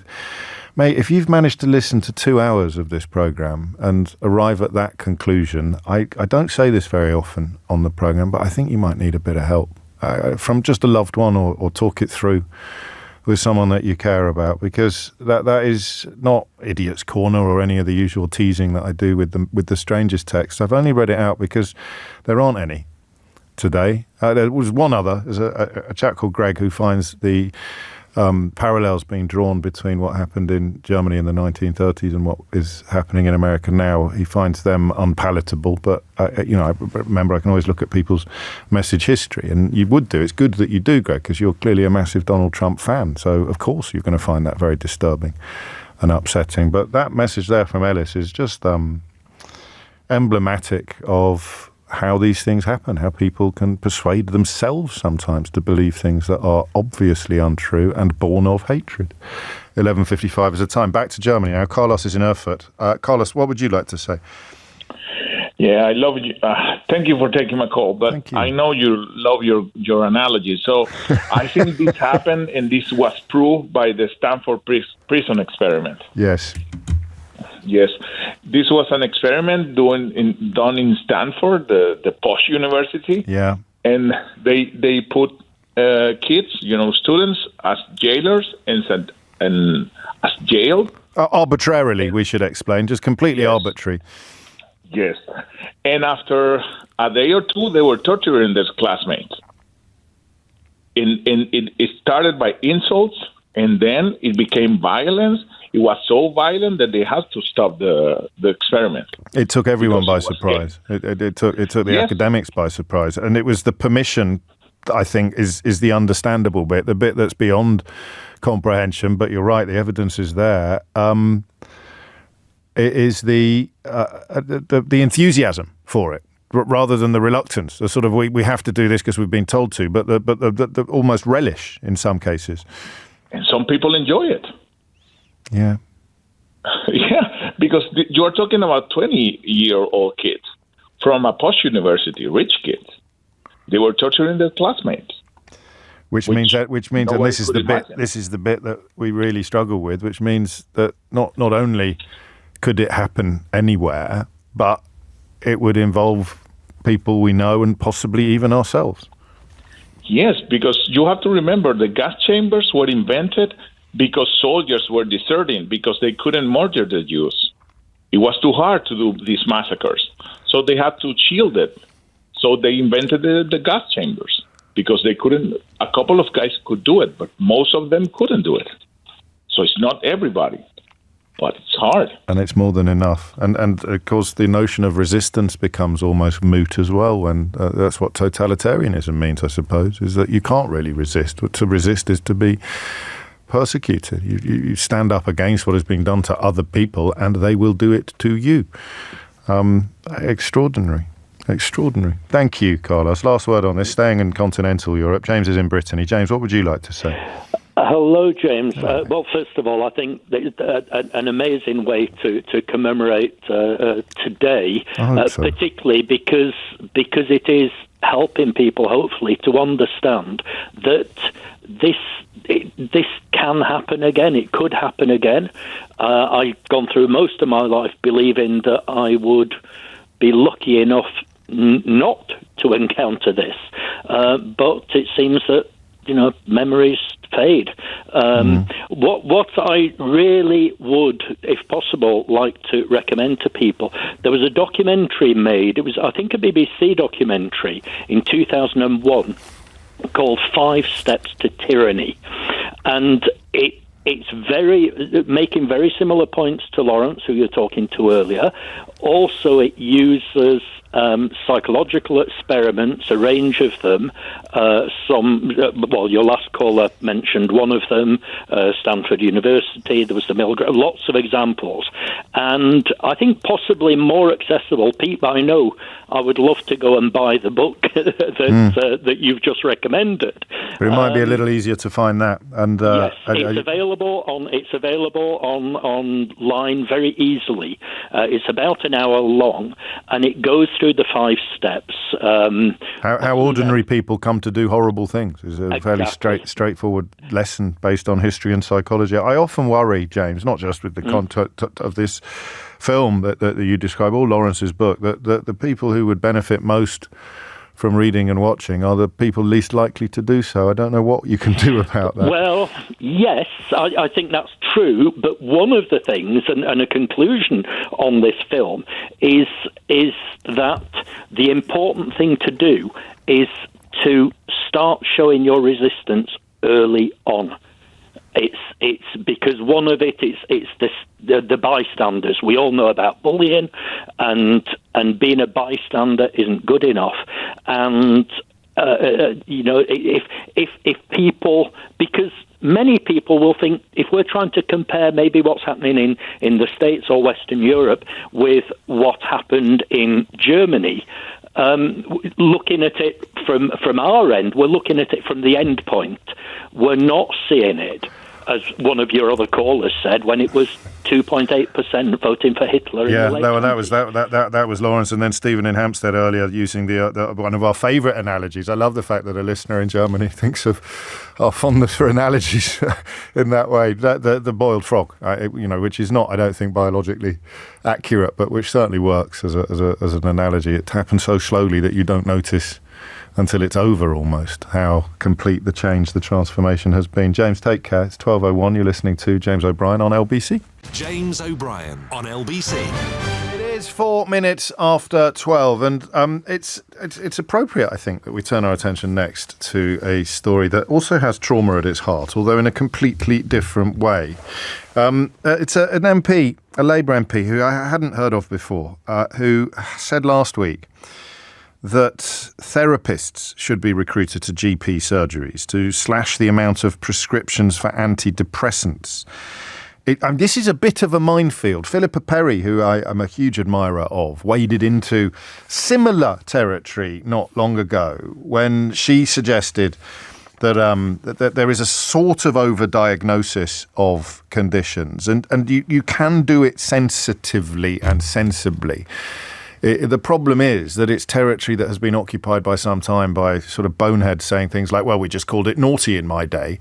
And so I find this happens so much in society, in commentary as well, in that, the bonehead position might have an element of pertinence to it. There might be some overdiagnosis of conditions, but the person who's dismissing all of them makes sensible conversation by people who will not dismiss all of them, but might question some of them, almost impossible, because you sound like you're gravitating towards the bonehead when you say, or when Philippa Perry says, if we allow terrifying thoughts to fill our minds, they are bound to harm our mental health. So, and this is quoting her now, so we need to learn to distinguish between thoughts we want to hold on to and pay attention to and thoughts we want to let go. But when we go to our GP, they don't have time to teach that. They've only got 10 minutes, so it's much easier to say, would you like some Prozac? It's not a lack of compassion. It's an explanation of circumstance that may see people being medicated, being given antidepressants, who actually would benefit a lot more from what is sometimes called a talking cure. And then you move into the other boneheaded position, which is that the talking cure or therapy is nonsense or unhelpful. The ultimate irony here, a bit like what we said a moment ago to our caller from Brittany, is that the people who would benefit most from exposure to some of the literature around the rise of the Nazis and the nature of that kind of politics are the people least likely to sit down and read it, or least likely to watch some of the films. And so it is with therapy, in my experience. And I can say this because I used to be one of them. The people who would benefit from it the most are the people who are going to be most dismissive of it. That's probably not a 100% fast and true theory, but goodness me, I think it would be inappropriate to name names, but you can see the people whose lives almost are dedicated to the construction of a fake survival personality, convincing themselves that they're tough, and convincing themselves that they're not vulnerable and have no weaknesses and all of these things. And the more work you put into convincing yourself of that, the less authentic you are, the less authentic you become. And you wonder why you have these great yawning chasms of anger or shame or guilt or unhappiness in your core. It's incredible. If I had the power. You see the story, actually, speaking of the power, did you see the story about them finding 5 billion quid? Have you seen this? This is an extraordinary story. In fact, it's so extraordinary, I cut it out of the newspaper for you. And I know what you're thinking, James. You've gone back on your extraordinary promise. You're saying it every other word again, and you are correct. Why is it always the story I'm looking for that I can't? No, I've got it. So they found some cryptocurrency that's been seized from organised crime gangs. They found £5 billion of it. So the suggestion in one newspaper today is that the Chancellor could use this to fill the estimated £22 billion deficit. That could be quite nice. It's said to be in government accounts after it was seized from online wallets held by a former Chinese takeaway worker who helped launder the proceeds of an alleged £7 billion cryptocurrency fraud and was jailed for 6 years and 8 months in May of last year. Summer 2021 it was when officers gained access to devices containing digital wallets holding more than 61,000 Bitcoin. It was worth about 1.4 billion then. It's now worth 5.2 billion. So if I was in charge and I suddenly found £5 billion down the back of the sofa, I think I would introduce therapy for all sorts of people. I can't quite say whether they wanted it or not, but I would dedicate some energy to the explanation of why it would be beneficial. But here's the funny thing, right? And so here's what I want you to talk to me about. There are 8.7 million people in England alone on selective serotonin reuptake inhibitors, or SSRIs. That's about 20% of people. And the argument put forward by Dr. Ofer, which was also made by Philippa Perry, is that it's because we have 10-minute appointments and we haven't really got any psychological care that we can refer to. He's a GP himself, I should make clear. You've got someone in front of you who's acutely distressed and you know they need support, but what can you do if you've got a 10-minute appointment space? So he says we get the prescription pad out, and I think that's something that we need to fight against. How do we know whether this is true or not from the other side of the doctor's desk? I mean, I trust the doctor in this case. It makes a sort of intuitive sense to me, and as someone who has had therapy, I am an evangelist now for its benefits, for its liberating nature. But I was never in the space where I could have been given antidepressants. I was never going to the doctors with depression. I was as surprised as anybody when I found myself sitting on a therapist's couch and discovered the kind of nonsense I'd been carrying around tightly bound inside me for almost all of my life. Dating back, I've told you a billion times, I won't bore you again. Well, I might in a minute, but dating back to roughly around the time I started getting beaten by my headmaster at prep school. And the idea that you would do people, because there are some downsides to antidepressants, not least the possibility of developing some form of dependency. But how do we know, especially if you've been prescribed them, how would you know that you'd have been better off with therapy? It would mean, if you did this, if you brought a psychologist or a therapist into the GP surgery who could see between 10 and 15 patients a day, freeing up doctors' time while allowing both professions to work more closely together. I think this is a brilliant idea. And Dr. Ofer says it would mean patients would always have access to their GP if one of them was off. He adds, there's so much evidence around to support continuity of care. First of all, it's better. I find it much more satisfying. And it's sort of easier when you know someone because you can get past the first 3 questions, can't you? But also you get much better outcomes if you know your doctor, and people prefer it as well. You get fewer referrals. You get fewer investigations. We all know it's much better to have that sort of stable level of general practice. It's a really thoughtful contribution to public discourse, this. I don't think he's got any ministerial status yet, but they could do a lot worse than get him involved in policy making. But we will come at it from... he's also the chairman of the Beyond Pills all-party parliamentary group. So we'll come at it from that angle. You know what the question is, right? The question is whether or not he's right. But how do we know? Who knows whether or not they would benefit from therapy? So that's one way into it. The other way into it is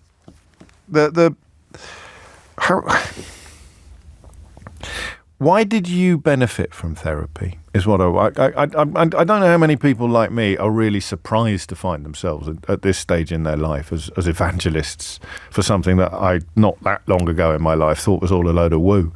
I'd have absolutely been at the front of the queue to describe it as Californian nonsense until, for reasons I've explained in a book called How Not to Be Wrong, The Art of Changing Your Mind, I found myself desperate for some way of being a better person, if you like, or being a more useful human being. And that's how I ended up, very briefly, I thought it would be in therapy. I'll go along for one session, I'll confirm my suspicions that it's all a load of nonsense, and then I'll be on my way, thank you very much. But of course, that is not what happened at all. And I made discoveries about myself that have allowed me, I hope, to make big improvements in my life. And that is something that doesn't get talked about a lot. There's still a bit of stigma around. There's still a little air of shame, I think, attached to it. And more importantly, perhaps, you've still got that thing I used to suffer from. Where does that come from, do you think? Why would you be, if you know nothing about it, why would you be dismissive? It's funny, in the book, I look at all the things that I have been boneheaded about. That word I used at the beginning of the introduction, when I held boneheaded opinions about anything from obesity to marriage to tattoos. And I dig in each chapter. I try and find out where it came from, the impetus or the seed of my stubborn wrongness in a whole variety of areas. But I didn't really do one on therapy. I didn't do a chapter on why did I have such a stupid opinion about therapy in the past. And I think because it's an admission of vulnerability. I think if you say that you're seeking therapy, you're saying, I am not perfect, I need help, or I am vulnerable, I'm damaged. And none of us are comfortable committing that. Or usually we're not comfortable. And of course, the more damaged you are by events, the more effort you've put into convincing yourself that you're not. So I think there's one chapter that's actually called It Didn't Do Me Any Harm. And that is an incredible examination of the effort we put into persuading ourselves that we're fine when we're not. And does a tablet address that kind of existential pain? Especially if you're in denial about it. So the only time you're going to present at a doctor's is when you're struggling to keep a lid on it, the lies you tell yourself to persuade yourself that you're okay. So the only time, so it means you're going to be losing the battle by the time you get to the doctor, whereas in fact you could have had help weeks or months earlier. 16 minutes after 12 is the time. Carl ties it into the conversations we've already had before and tells us that the right is currently channeling impotent male rage to further their causes. You're absolutely right. Precisely the sort of people who I think would benefit enormously from therapy. That other story I referred to about dictators contains a very troubling line about 45% of male respondents believing that we've gone so far in promoting women's equality that we are now discriminating against men. Again, a position that I can't imagine you would be holding on to if you'd done the work on how you've ended up thinking something as silly as that. But I think we'll go into it like that. How do we know that talking cures would be better than miracle tablets? 0345 6060 973. And how would you explain to a skeptic that it works? All right. If you don't do that, I will tell you my story again, and nobody wants that. It's one of the hardy perennials. But how would you explain to us? So imagine old me calling it all rubbish, and you need to explain to someone like me that not only is this really, really good, but it also works, and it's probably most beneficial or highly beneficial, more beneficial than the average, to precisely the kind of person who's convinced themselves that it's all a load of rubbish. All right? Is that enough? Is that enough for you to get your teeth into? Good. 0345 6060 973 is the number you need. It's 18 minutes after 12. James O'Brien on LBC. It is 20 minutes after 12. And let's have a look at that, because I've just been sent, again, to bring Elon Musk into the conversation, who we possibly could have talked about more during our conversations about Germany. But he has let it be known that he would never went to therapy on his gravestone, which kind of speaks perhaps to some of the phenomena that I was discussing a moment ago. Where does the negativity towards it come from? It's a way of asking, what was wrong with me when I insisted it was all a load of old nonsense? What was I frightened of or worried about? I don't know. Probably just the admission of vulnerability. 12:21. Fiona is in Bakewell, lovely part of the world. Fiona, what would you like to say? Morning, James, or afternoon, James. I'd like to say I've done both. Oh, yeah. When I was in my early 30s, I had a very high-pressure job. I just got married. I combusted, ended up at my GP surgery. They kind of recognised that maybe I got some form of depression. Right. I went on antidepressants. I was offered therapy at that point, but I was so busy, I didn't think there was... Sceptical as well, or just busy? Yeah, probably a bit sceptical. Busy. I didn't really think that there was anything wrong apart from that I just got married. I was trying to balance being married with... Yeah. A job that took me all over the UK. I was away all the time. And I said, no, I think I just need something to get over it. So I had antidepressants and they worked. Yes. I wasn't on them for a huge amount of time.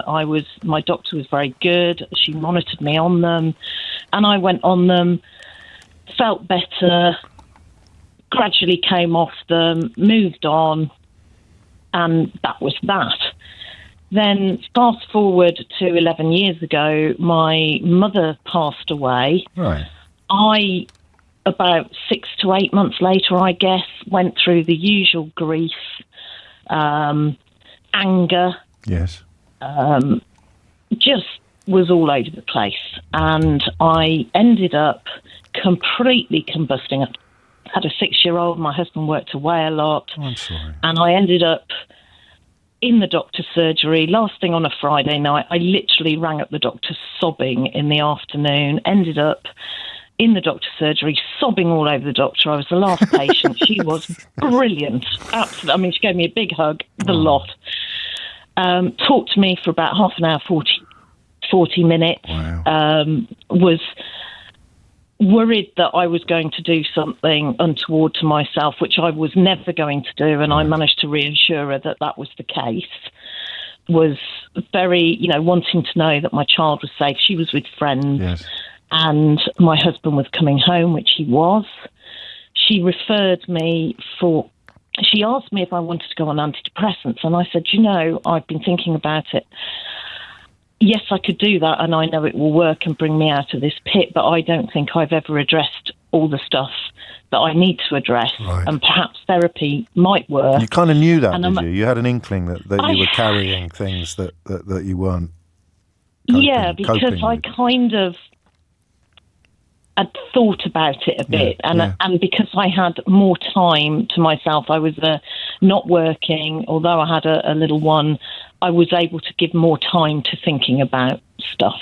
And I thought, well, maybe it's just the grief, and maybe I need a bit of therapy through that. Sure. And so she referred me to our mental health services team here, met a guy who talked to me about what I was going through. She, by the way, rang me on the Saturday just to make sure I was okay. What an amazing doctor. Superb.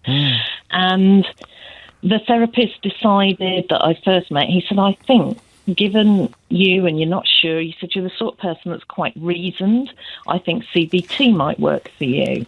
And if it doesn't, if you feel sort of halfway through that it's not, come back, we'll discuss and do something else. And I did CBT, and it changed my life. It has made me so much stronger. Gosh. It made me realise what had been triggering me from a teenager. Yeah. And it was mainly issues around my father. Okay. And he was quite controlling. He was lovely. I loved him dearly. Yes. But, by that time, he was 80-odd years old. He was on his own after being married for 50 years to my mother. He was never going to change. Oh. And I remember my last bit of therapy, it was when she said, oh, you're okay now. She said, are you ever going to talk to your dad about this? And I just looked at her and I said, no, I know what's been going on now. I know how to deal with it and how to deal with my own low self-esteem and he'd fostered that. He'd made you fostered it, and it was not through his own fault. It was his upbringing. He had an abuse, Yes, exactly. It's a hugely important part of it. You can't change how people treat you. You can only change yourself, and then they may treat you differently when you've changed yourself. Trust as well. For me, it was I realised in my 40s that from the age of 10, I hadn't been able to trust adults. Because they hurt, because they would hurt me, and they would often hurt me, often physically, sometimes emotionally and psychologically. So I'd spent my entire life in kind of fight or flight mode, which you... Absolutely. Well, it was words, my dad, and he was quite unpredictable, and he was the most loving father. Yes, of course. But then sometimes he really wasn't. And he did things that were really unhealthy. Yeah, and his father had been an physically abusive alcoholic, so I mean, it wasn't that. And I had a fabulous childhood, and maybe that's part of it. I was able to deal with that, and even now that it's been gone, when I spoke to her, I just sort of said, no, I'm not going to talk to my father about what purpose would that serve? Yeah. He is coming to the end of his life. He won't get it. He doesn't need to feel bad about it. No. He'll if he gets it, he'll be so upset. Why would I do that to him? Because I love him. Yeah. And when he does occasionally drop into that mode, although he did it less and less, I said, I can deal with it now. I know how to And isn't it? So that's it. So what I've thought while you were talking is that when I'm thinking about reluctance or skepticism about it, is that you needed to, start bouncing around near rock bottom before this intervention could happen. Absolutely. Whereas actually, if we'd been a bit more American about it and you'd signed up for therapy 10 years previously, you'd have made the same discoveries and you'd have avoided the moments of peril. I would have been able to grieve properly to begin with. I would have been able to see the wood from the trees, and I would have been able to see myself as the person I am, not the person I thought I was. Oh, it is. Beautifully put. I often say it's like you've lived in a house for your entire life, and then when you have therapy, you discover it had a garden that you knew nothing about. Yeah, absolutely. And who wouldn't want that? I mean, who wouldn't want that? But I think the other thing you remind me of is the possibility that people think it involves some admission of failure or some admission of weakness before you even go there. And people who can't contemplate those sort of things are, of course, the least likely to end up doing. What a great story. Thank you, Fiona. Actually, before you go, do you know Hawkridge Books in Bakewell? Yes. That's one of my favourite? Isn't that a beautiful... Hawkridge Books. Hawkridge, isn't it? Yes, it's the antiquarian one. Yeah. I took one of my daughters there, and we had an absolutely marvellous time. I kept meaning to give them a shout, but until you rang in, I'd forgotten it was in Bakewell, and for some reason I had it in my mind as being in Matlock, so I could never find the name of the bookshop. So Hawkridge Books in Bakewell comes highly recommended. It is coming up to 12:30. You're listening to James O'Brien on LBC. I think this works a bit. If you have dreadful headaches, says Catherine, because you need glasses, paracetamol is not actually going to help much. But you might need to take them until you can get to the ophthalmologist. SSRI meds can be seen as the equivalent, a prop to help temporarily until you can go through the process of exploring what is really causing your pain. I wonder what the numbers are for therapy. If 20% of the population, I've only got the numbers for England. I can't imagine they're much different in other parts of the UK. If it's 20% for SSRIs, I wonder what it is for therapy. I'd have thought much lower, but I could be wrong. The time now is 12:30, and Amelia Cox is here with your headlines. James O'Brien on LBC. It is 33 minutes after 12, and you're listening to James O'Brien on LBC. So it opens you up to other people's experiences as well. So I had a fascinating conversation at the weekend with a new friend, and they had opinions very different from mine on a couple of subjects, but much more experience of the relevant issues. And it was a woman who grew up with two parents of Pakistani heritage who never learnt English, who never learnt to speak English. And we were talking about Kemi Badenoch's unfortunate comments about integration in the context of the Southport killings, but also about what that word means. I had a friend when I was in my late teens whose mum would not be able to talk to us. He was from Pakistan as well, his parents were. And I was always fascinated by it because it seemed like such a desiccated existence. It seemed like such an odd choice to make. And she carried huge anger about this. And it had led her to a place where she could be sympathetic to some of the things that fellow women of colour, like Suella Braverman or Kemi Badenoch, would say about integration. And I suddenly realised halfway through the conversation that it's about looking after your younger self. And her younger self was so angry and ashamed of her own parents that it had taken her down this fascinating political path to a place where she ended up holding views that I found difficult. But there it is. It's real. And that's the thing you learn, or it's the thing I learned. And the thing that perhaps people are reluctant to is the idea that their younger selves need a bit of help. But that's why it's so powerful. That's what I think. And quite a few of you are pointing out that you can use it as a combination. The SSRI can sort of help you get to a place where the CBT will work more effectively. But I'm also interested on the therapeutic front in people who haven't reached crisis, people who wouldn't get a depression diagnosis, but would benefit enormously from the therapy. It's not really the territory that Dr. Simon Ofer, the Labour MP for Stroud even, and a leading GP is exploring. He's really talking about people for whom the prescription pad is the first and only resort and how much they would benefit instead, or as well as seeing a psychologist or a therapist. 12:35 is the time. Dave's in Thetford in Norfolk. Dave, what would you like to say? Hi, hi, James. Hello, Dave. I've been listening to your own experiences, really, and that's really struck a chord with me. Yeah. I'm 64, and it was only a couple of years ago that I actually started therapy. And I had inner child therapy, right? And I hadn't made the connection when I started the therapy about how your life experiences as a child affect you as an adult. No.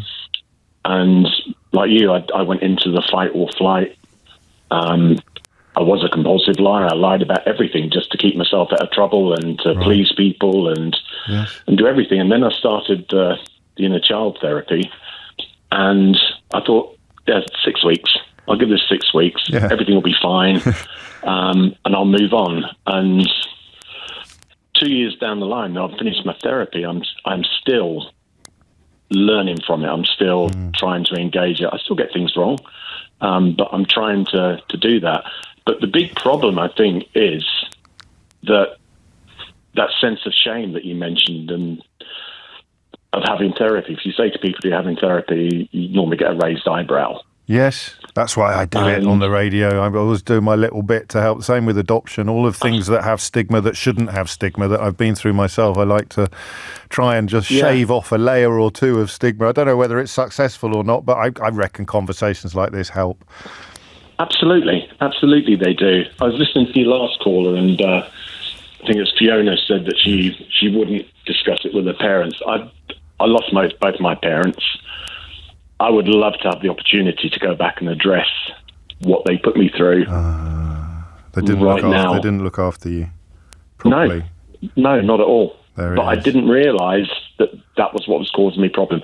I'd created this whole happy childhood, happy family. Oh, interesting. Didn't do me any harm is what I used to say about corporal punishment. Didn't do me any harm. Yeah. Back in the day, it was all right. Yeah, everyone did it in those days. Some of the kids today. Yeah, do some of the kids today a good lesson, but it doesn't work. Exactly that.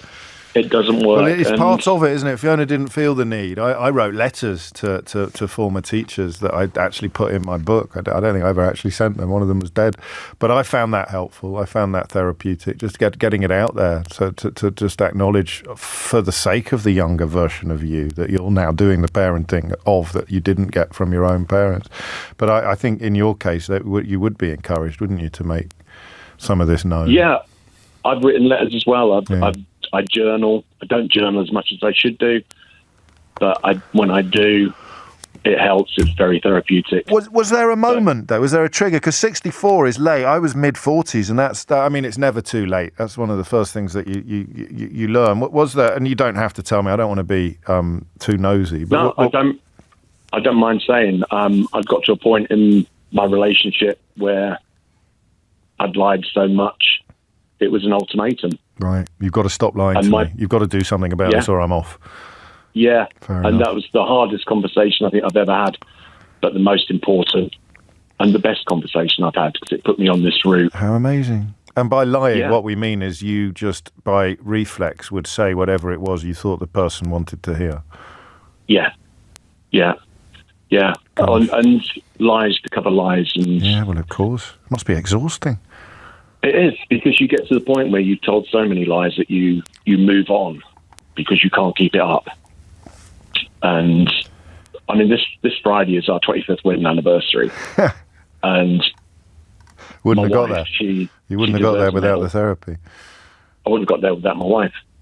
Good Lord. Yeah, that's what it is. But the therapy is incredible. We do need to look after that inner child because there are things that I think everybody has gone through in their childhood that affects the way they behave as an adult. And yet, some people are at enormous pains to deny it. Interesting you talk about raised eyebrows. I wonder what it's like generationally. So you're 10 years older than me, give or take. Someone 10 years younger than me probably would encounter less stigma, and someone 20 or 30 years younger than me, 30 or 40 years younger than you, would perhaps not encounter any, and yet, we're here to say it can only, the worst thing that can happen is nothing. Yeah, absolutely. The best thing that can happen is almost everything. Best thing is life-changing. Yeah. How would you describe it? Can you do it in a sentence, or can you do it? What, inner child therapy? Yeah. Well, no, the impact it's had on you, what it's done. The impact on it's life-changing. It's why? Well, for people going, what? What does that mean?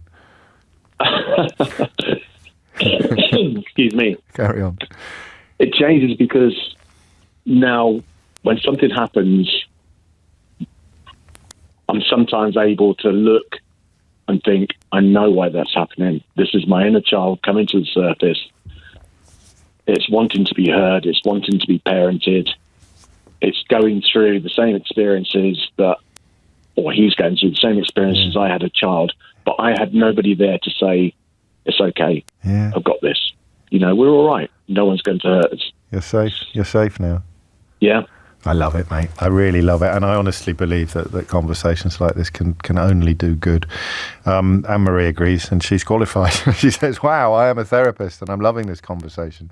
It is my belief that depression and anxiety show up when we suppress or do not know how to express or experience some feelings. An example might be that men do not know how to feel sad or express sadness, so they become depressed or anxious. Trauma is not the event that happened. It's how it gets stuck inside us. 12:42 is the time. Bernadette is in Oxford. Bernadette, what would you like to say? Hi, James. Hello. First-time caller. Nervous. It's only me. Only me. Welcome. So coming from lots of directions. I've taken antidepressants. Yeah. I've had different types of therapies, and I've actually done counsellor training. Okay. So how I came to actually go to counselling is interesting, because I was doing my counselling course, and we had to go to counselling. It's part of the training, isn't it? Yes. And I remember saying to a friend, but I don't know what I'm going to talk about, because life is grand. Mm. Well, apparently life wasn't grand. And there was all sorts of things going on at my life at the time. My dad was nearly dying. I just had to put my dog to sleep. And I thought I was okay, because I recognised that I could grieve, but I didn't recognise all the layers that were on top of my coping mechanisms. Mm. And it really, that the counselling I had at that point was Gestalt therapy. Yes. Which I don't know, a lot of people won't know what this is, but it's very much about recognising why we're stuck, recognising why we repeat behaviours, and then getting to a point where we can change them. So that was my sort of first experience. Mm. Since then, I've had several episodes of depression. Right. And my last one was a couple of years ago, and I'd moved house. I felt very lonely, bereavements, etc. I went to the doctor. She suggested medication, and I'm going, but it's not changing the root cause, is it? Mm. And so I had medication because I think you probably said it was once explained to me that it helps you see the wood for the trees. Yeah. And for me, it takes the edge off, but it doesn't change what's going on. Well, I should be clear, shouldn't we? Should both be clear, and it's not. It's my fault that perhaps people may not realise it. It's not. It's not either or. They can work together very effectively, and I should have made that clearer. Yeah, exactly. And I think that yes, they can work hand in hand. So but my doctor said I could also refer myself for counselling, which I did to talking therapy on the NHS. This is about 18 months ago. And I waited a few weeks for an appointment. And then when I got an appointment, it was half an hour every 2 weeks. Right. Having experienced depression and counselling before, I'm thinking, this isn't going to cut it. It's not going to get to... And so I went and got private counselling. But we should, again, you keep reminding me of things I haven't made clear. I know how hard it can be to access these services, and I know that if you have to do it privately, it can be very expensive. I don't want anyone to think that I'm unaware of that listening to this today. It's not really much help if you can't afford it to hear how good it is. There are some charities who will... And do you practice now? No, not now. That's not to say I won't, but I'm not.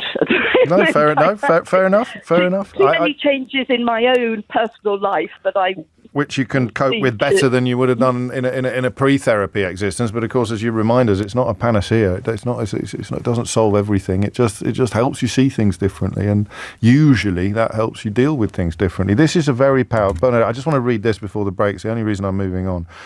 This is incredibly powerful. I wonder whether Pam knew how powerful it was when she wrote it. James, I'm 75 and can understand all of your callers. My stepsister and I were treated so badly by my mum.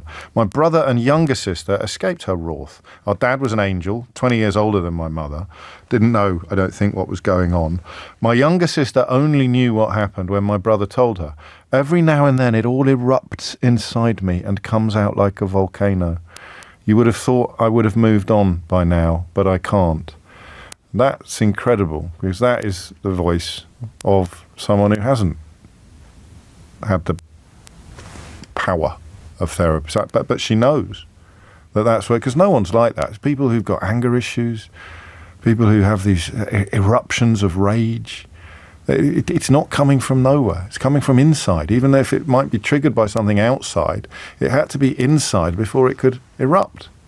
That's incredible self-knowledge, Pam. It really is. And it's poignant as well. And I would add, without, I hope, sounding patronising, that it's never too late. It's 12:47. James O'Brien on LBC. It is 12:49 and you are listening to James O'Brien on LBC. Funny that we began the show with a reminder of an interview I did on stage a few years ago with the incredible woman, Lili Pohlmann, who I was enormously privileged to become friends with after she rang into the programme. I ended up spending time with her both off air and on air. And the highlight, I think, of that friendship was when she joined me on stage for a special recording of the Full Disclosure podcast. And it was unlike anything I've ever done before or since. And we end the programme with a reminder that I'm back on stage in February, on the 10th of February, with another lovely woman, in this case Carol Vorderman, and we will be recording a special version of Full Disclosure for Global's Make Some Noise. And I stress that because it is absolutely a fundraising event. However, I'm fairly confident that with Carol there will be nothing off limits, and insights into what's prompted her to make this kind of gear change at this point in her life and career, where she's become incredibly, as you know, incredibly active politically and incredibly committed to, what would you call it? Calling out corruption, I think. Some of the reasons behind that journey are fascinating, but equally I'll be asking her about early stuff, one from the bottom, four from the top type questions as well. So if you can join us, it would be lovely to see you there. You can go, there's not that many tickets left now, so you might have to get your skates on. But if you go to makesomenoise.com, you can find out more about the charity in general and the work that we do, and you can buy your tickets as well. It's all for small projects that do really need support. It's why I do this every year, and it's why I'm always not just happy, but actively keen to bang the drum for Global's Make Some Noise. The ultimate goal is to make sure no one is left facing life's toughest challenges alone. So I think you can get tickets through the Leicester Square Theatre website, or you can go to makesomenoise.com. 12:52 is the time. This is from Paul. I'm a veteran. I lived with PTSD for years. I've had 2 years of therapy, and it's like a weight has been lifted from me, James.